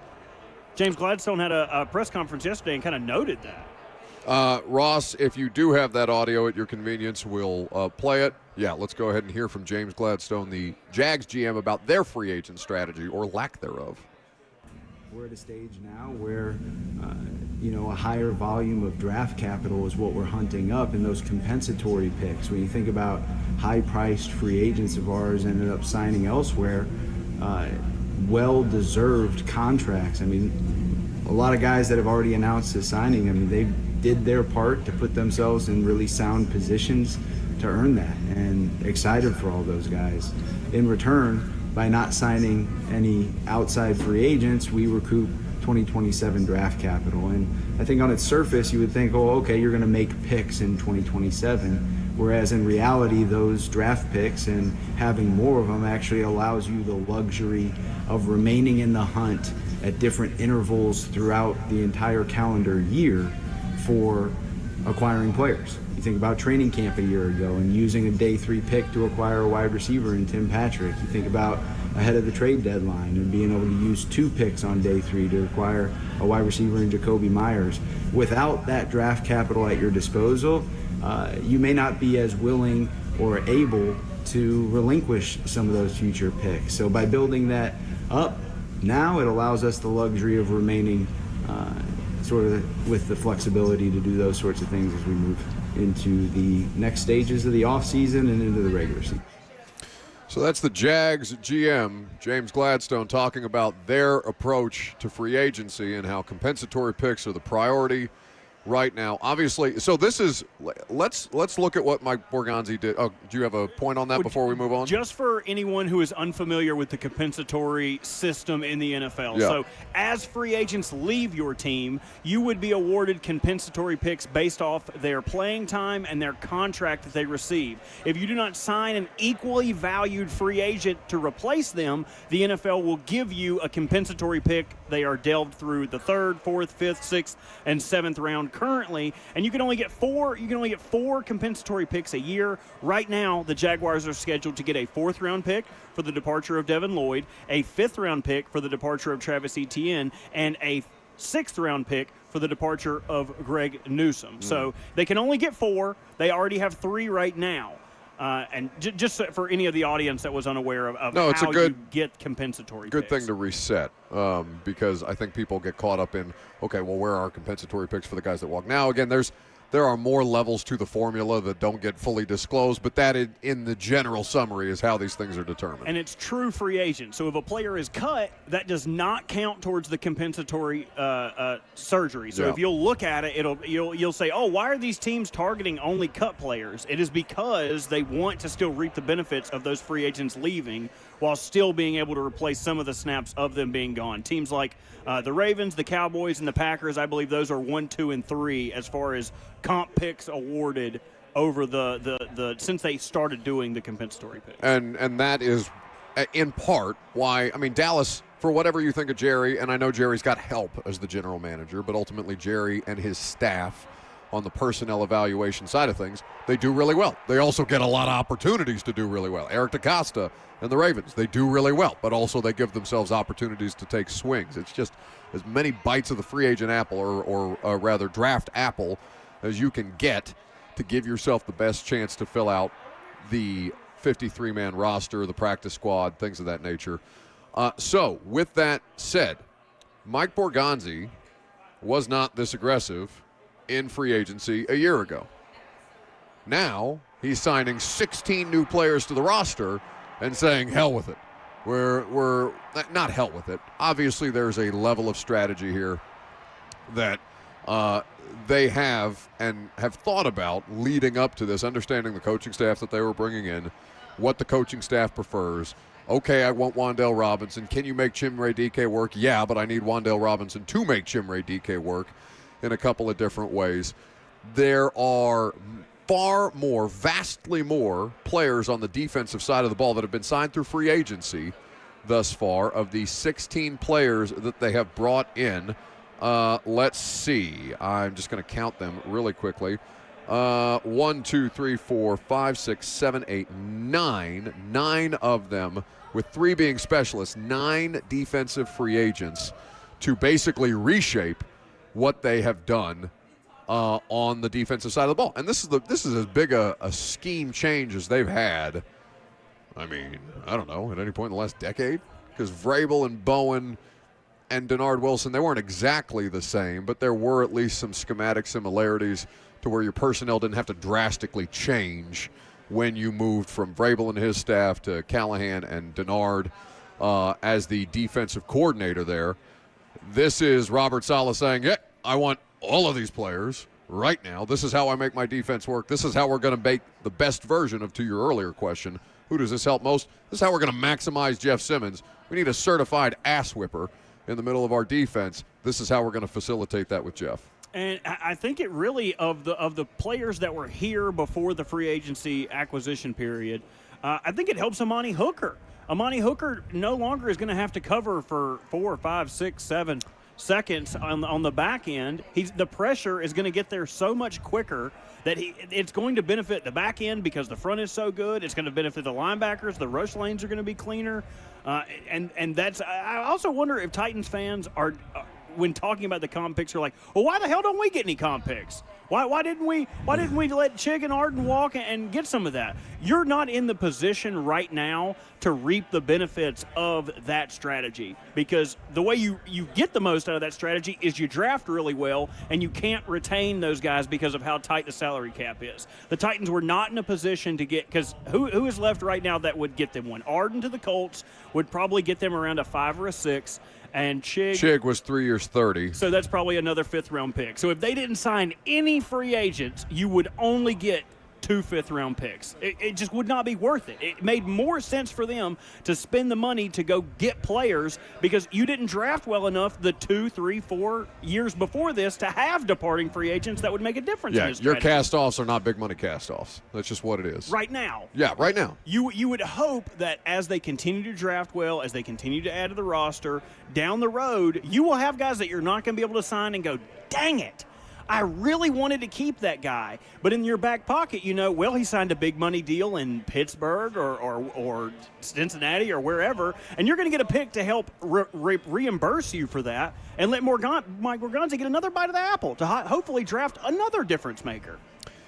So worth taking a look at what the other teams in the AFC South did because we do have some Chicago audio that will be at least a curiosity to Titans fans at some point based on what you are coming out of in the Brian Callahan, Bo Hardigree, Mike McCoy, whoever at that point was running the offense. We understand what the sequence of events that led to all those things was, but some interesting Chicago audio here in just a minute. Ross, it is in the group at your convenience. We can get to it a little later. Did I already put it in there? I believe one of us did. I can't remember if it was you or me. Ross is saying he doesn't see it, so if you could. I definitely retweeted it. You can find it there, and you can send it to the group so Ross can have access to it. Anyway, so the Jags re-signed DJ Dallas, brought Chris Rodriguez in on a 2-year deal, so 2 running back transactions. Quentin Morris, a tight end. Edge Dennis Gardick, who I've heard of. Is he a Dolphin most recently? Dennis Gardick sounds familiar. I feel like I've covered a game where Dennis Gardick played. He was a Commander? A Cardinal, I believe. That looks like a Jags uniform. It does not say his previous stop. Anyway, so not a lot of moves here for the Jags in free agency. Titans legend Matt Dickerson. Matt Dickerson's a name I don't think I've said into a microphone since 2018. And then Monteric Brown, a corner. So very, very surface-level signings for the Jags. Colts got the 2-year deal done with Daniel Jones. Their big money item was Alec Pierce on a 4-year, $114 million contract. And re-signings are not taken into account in the comp formula, right. Just for everyone's edification. Re-signings and extensions. So Edge, we mentioned Arden Key is in Indianapolis now. Michael Clemens is also a defensive end that was added to their group. Colby Wooden, defensive tackle, and they re-signed their kicker, Blake Groupie. Now, there's a million different transactions with the Texans where they are signing deals all over the place, where they're making trades, where they're trading away players, where they're acquiring players. And they also did not have a lot of departing free agents. Yes. They had the vast majority of their players under contract. A lot of them are still on rookie deals, which is the thing that's really going to keep the Texans afloat, at least for the immediate, while they figure out C.J. Stroud's situation, because their roster is still very young. But of the biggest deals that they did here, Danielle Hunter getting a $40 million extension on a 1-year deal. He was under contract this year anyway, but they're clearly plan to keep him moving forward. They did sign Reed Blankenship from the Eagles, the former safety, or the current safety, the former Eagle, coming into Houston to try and make a difference for them. And Braden Smith from the Colts got a 2-year, $25 million. I think he's on. I think he's going to end up being their right tackle. But it didn't go out and spend a lot of money. This is kind of the Texans' formula. I mean, I'm not saying the Titans are biting off of their strategy, but this feels like what the Texans have done for the last 2 or 3 years is just add guys who can help them in spots where they were weaker to raise the floor of their depth. It seems that's what the Texans have done, and I think the Titans took their milk this year, and I think they've done that strategy better than anybody else in this free agent period. Like, who else is bottom-level, surface-level players in depth was improved more than the Titans? Which team in the NFL got better than the Titans did in this last week? Well, given the floor, right? I mean, and they probably had a bottom 3 roster in the NFL before this free agent period. Oh, easily. I mean, I think the Raiders are probably down there with them, and the Jets. They traded off all of their stars. Yeah, I mean, the Jets still have a Garrett Wilson. You know, but how good is that when you don't know who your quarterback is? I know. It doesn't. Especially if he is somebody that doesn't want to continue to be there. But I would say that given where they had to start from, they are going to be one of the more improved football teams. Again, if they can just get baseline operational with these players that Robert Saleh, Brian Dable, and Mike Borgonzi have previous familiarity with. So I didn't mention this when Lucas brought up that Kyle Brandt was the celebrity or guest surprise host for the Titans uniform reveal thing last night. But he had this whole bit where he's trying to get the crowd going, and he put out a tweet yesterday, I'm sure in advance of his appearance but it was without context, not related to the Titans uniform reveal. It said, one team picking in the top 5 will make the playoffs. And then he comes out on the stage, and he's doing his hype thing, and he's like, nobody wants to talk about the Titans. I'll talk about the Titans. We're talking Titans all night long. He's not on Good Morning Football this morning. Nobody talked about the Titans uniform reveal. He'll get it on Monday. Yeah, I'm sure. He'll get it on Monday. I just thought that was funny. Like, he wasn't there to talk about it, so nobody to pound it on Good Morning Football. Anyway, so he does this thing, and then he goes, I had this tweet. They throw his tweet up on the screen behind him. Ooh, big production. Oh, it was, they did a good job with the production of it. They know how to throw a party. They know how to do these things well. They've got a lot of resources in Nashville to be able to do it well in the entertainment industry. But he's like, there's one team that's picking in the top 5 that's going to make the playoffs. Is it the Jets? No, boo. Is it the Raiders? No, boo. You know, all this. Is it the Titans? He's like, the Titans are going to make the playoffs. He just keeps screaming it at them over and over and over again. Titans are going to make the playoffs, and me and Tehran are standing in the back just kind of like, couldn't say top 10 because it'd be the Chiefs, right, buddy? Okay, maybe. But if you want to be on that island, Kyle Brandt, you sure can. But you know what? You can say maybe now. Like, okay, I would. Yeah, I'll give you that. I wouldn't get up on my soapbox. Even before the draft. And right, I mean, I wouldn't get up on my soapbox and say, oh, yeah, the Titans are going to make the playoffs. But I would listen to an argument as wishy-washy as the AFC South is. We don't know the true potential of this team. We don't know the true potential of Cam Ward with an offensive coordinator who's not Brian Callahan, who's not a guy who's an interim. He has the real deal, somebody that we're worried he's only going to be here for a year. Who doesn't get shell-gamed in the middle of the season. Right. Like, I think that's a vast improvement to say that maybe they could make the playoffs. They could fight and actually fight for a spot. That's a huge improvement. Well, just being competitive. I mean, the difference between, and listen, I'm sure for Titans fans, losing is losing, so you don't care how they look, even if they're still losing. But you watched them, or I watched them in the final month of the season. I was like, okay, this is a football team that's at least in it. Right. You know, and showing growth. Like that was the stunning, the absolute jaw-dropping part of 2025 is, oh my God, they are so much worse when they got out there. For the first, 2 months, like they were an atrocity. And Brian Callahan didn't even make it through 2 months, right? He gets fired on like October the 6th or October the 12th, something like that. They were so much worse with Cam Ward in a second year under the coaching staff. You're like, oh, something is deeply, deeply wrong here. Can I hear from Chikakakwo? As a matter of fact, Ross, at your convenience, he was doing a media availability with Washington media. I believe this was yesterday, and it wasn't like a shot at Brian Callahan. It wasn't anything specifically about the Titans. He just happened to reference what his usage is going to be, how they prepared him for what his usage was going to be now in Washington, based on what he had been doing in Tennessee. Let's hear from Chig.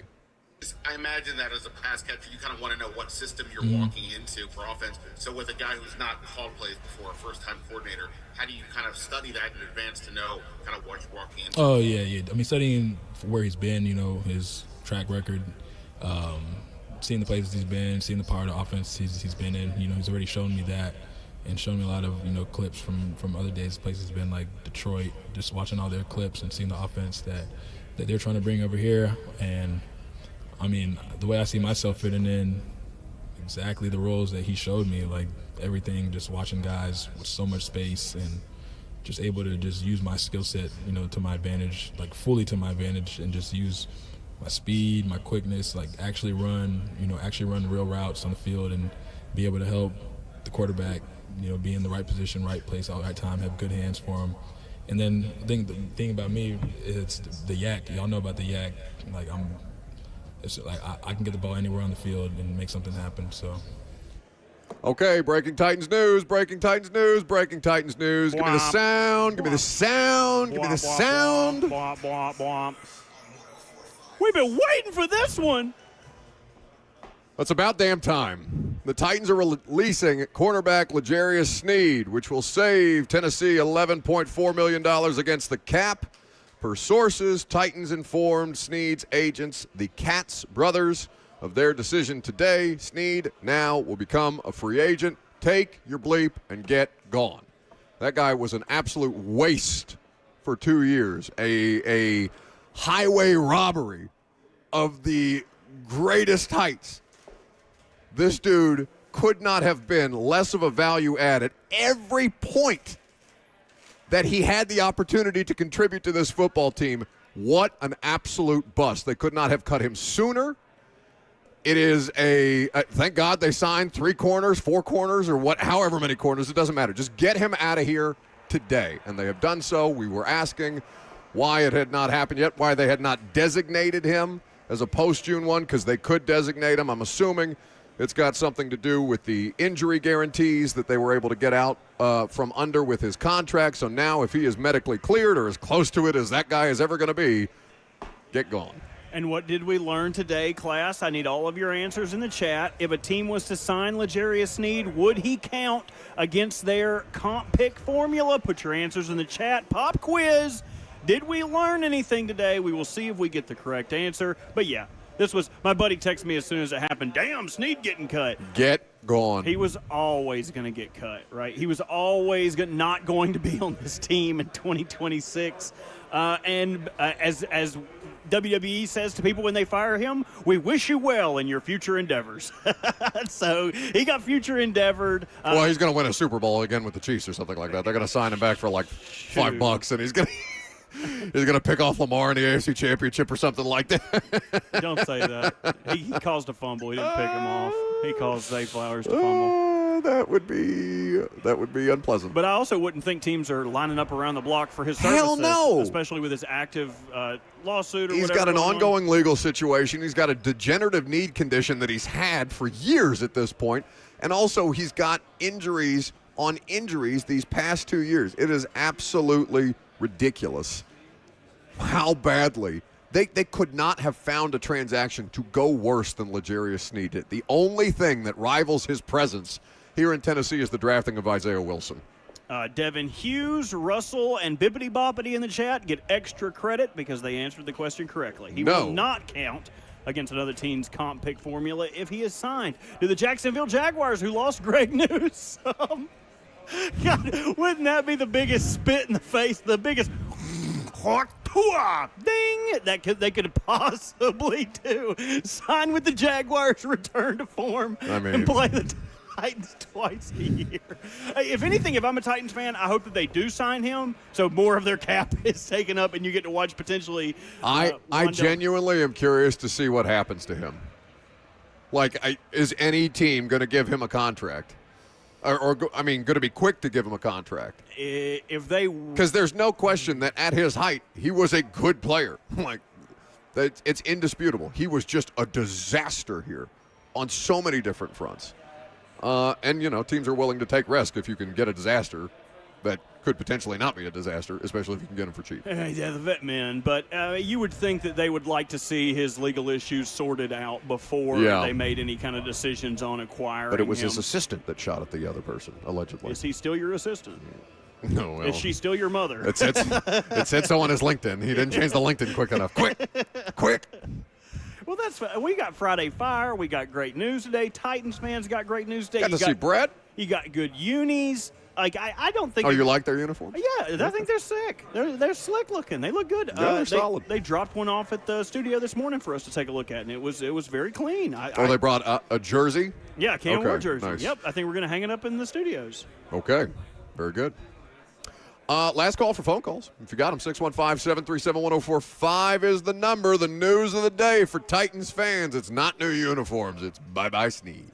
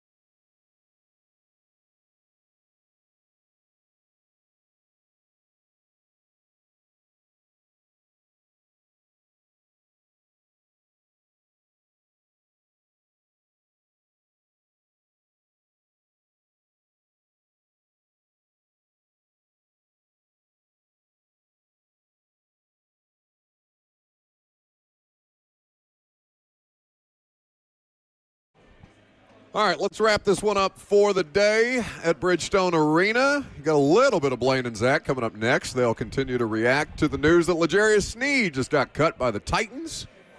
The Titans fans probably feeling that's probably as big a dopamine hit for Titans fans as the uniform release last night, if you're being honest. I don't know. Am I being too hard on the L'Jarius Sneed thing? Like, I feel like Nah, he was. I don't want to be, too, like, I'm not celebrating the fact that this thing didn't work out here. I'm celebrating the fact that you got this guy the hell out of Tennessee. Yeah, I think if it was an instance where he was just hurt and wasn't able to reclaim his form, like, that would be one thing. But it wasn't just that, right? It was the off-the-field issues. It was they put a certain amount of importance into him that he was never able to capture. And we don't know if it was through his own fault with the rehab or if it was the knee issue that came over. So I'm not going to fault him for the injuries. I'm going to fault him for not being a leader. When you acquire someone like that, you really hope that they're able to help change not only what you do on the field, but the way you practice, the way you process things. And he wasn't that. He was a distraction at the end of the day. So no, I don't think you're being too hard. One of the things that I had heard, and obviously you're not in the locker room to witness these things firsthand. What'd you hear? Well, the "we ask" line from Cam gets a lot of run, right? Sure. But L'Jarius Sneed's first year in Tennessee was 2024, and at some point, I think around October, somebody told me that he was hurt, and they were at a point where they were clearly cratering, even though it was October. I don't know if I can't remember if this was post-Jets game. I'd have to go back and look at my texts. But that he is walking around the locker room talking about "we his ass." This was before "we ass" really got the headlines in front of a podium, in front of a microphone. And maybe you say, okay, the locker room's their space. If they want to vent, if they want to address these things amongst themselves, you can do that. But you're not doing it in a way to be productive. You're not holding people accountable the way that Delaney Walker or Jarrell Casey or Wesley Woodyard. And I bring up those guys or Blaine Bishop, because I saw all of these. The reason why I got nostalgic last night at the Oilers, Titans, rebrand uniform thing is because I saw all of the players that I know care so deeply about this place and the way that it functions and what it is supposed to be and what it is when the people who are playing for the organization, when the people who are entrusted with maintaining the organization truly care about the product that they're putting on the field, about playing for one another, about what it's supposed to be in its most pure form. And the things that I got from Sneed were never that. And I'm not his teammate, right? I'm only witnessing maybe 10% of his interactions on an annual basis when I'm in there. But you hear stuff like that. You see the way that he interacts with us. We try to ask him about the details of this. It's not his job to make things easier on the media to disclose these things, but we're also just looking for explanations. Hey, man, why is this as difficult as it has been? Just help us understand, and then there will be a level of understanding for you. He was off-putting at every turn.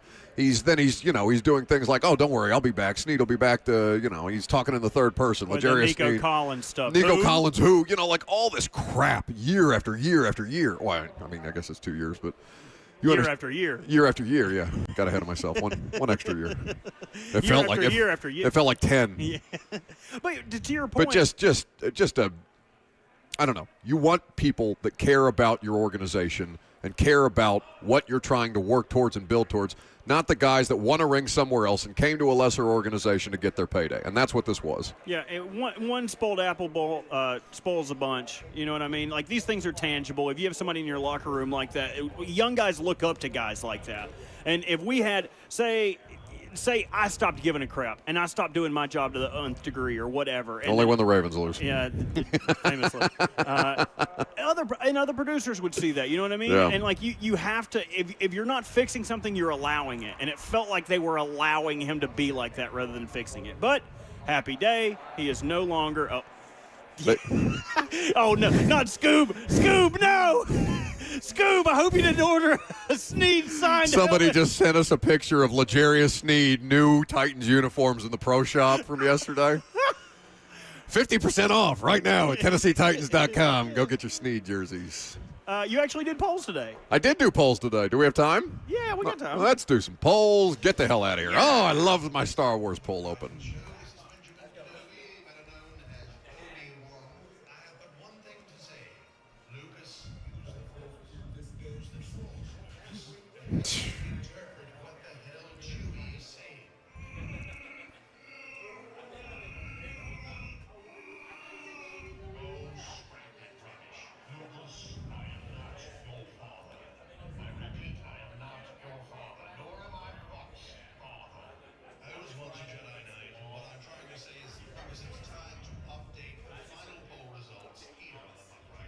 do it now. Now.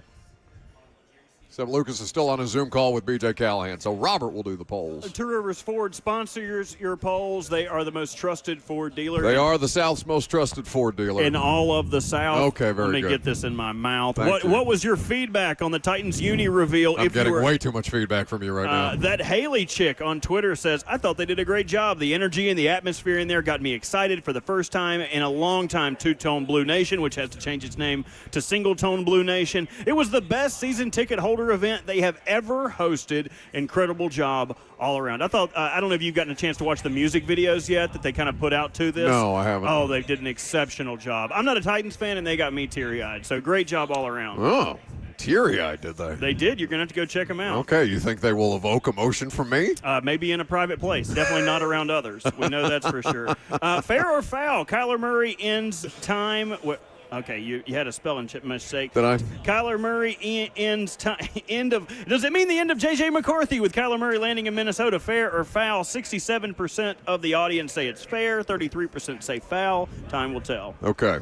Does the uniform event / reveal change how you feel about the directions of the Titans? 41% say yes, 38% say no, and 21% say a little bit. It's cool that they can still get up and do cool things, right? The Titans fans haven't had a reason to feel good in a long time. They did a good job last night with the uniform reveal. We talked to Brett Kern about it. Blaine said he had a great time there last night. A lot of good feedback on that. So you've got a situation where they don't win games, but if they can make their fans feel a little better about the uniforms and they can start to win in those uniforms, then, la-di-da. Make some time for Blaine and Zach with the last one here. What was your most positive story in sports this week? Andrew Prue notes Berg Nihil buying Kyle from Nashville a jersey after last night's rebrand event. Small acts of kindness go a long way, and the Titans certainly show that amongst their fans. If you missed that, it's on the Ramon Kale and Will Twitter. Exceptional story by the guy that called in. Exceptional job by Burke. Giving back. He didn't have to do that. Seems like the Titans are doing a lot of this lately. They didn't have to do things, but they did it anyway. I love stuff like that. Fans that deserve it, and it seems like they know that.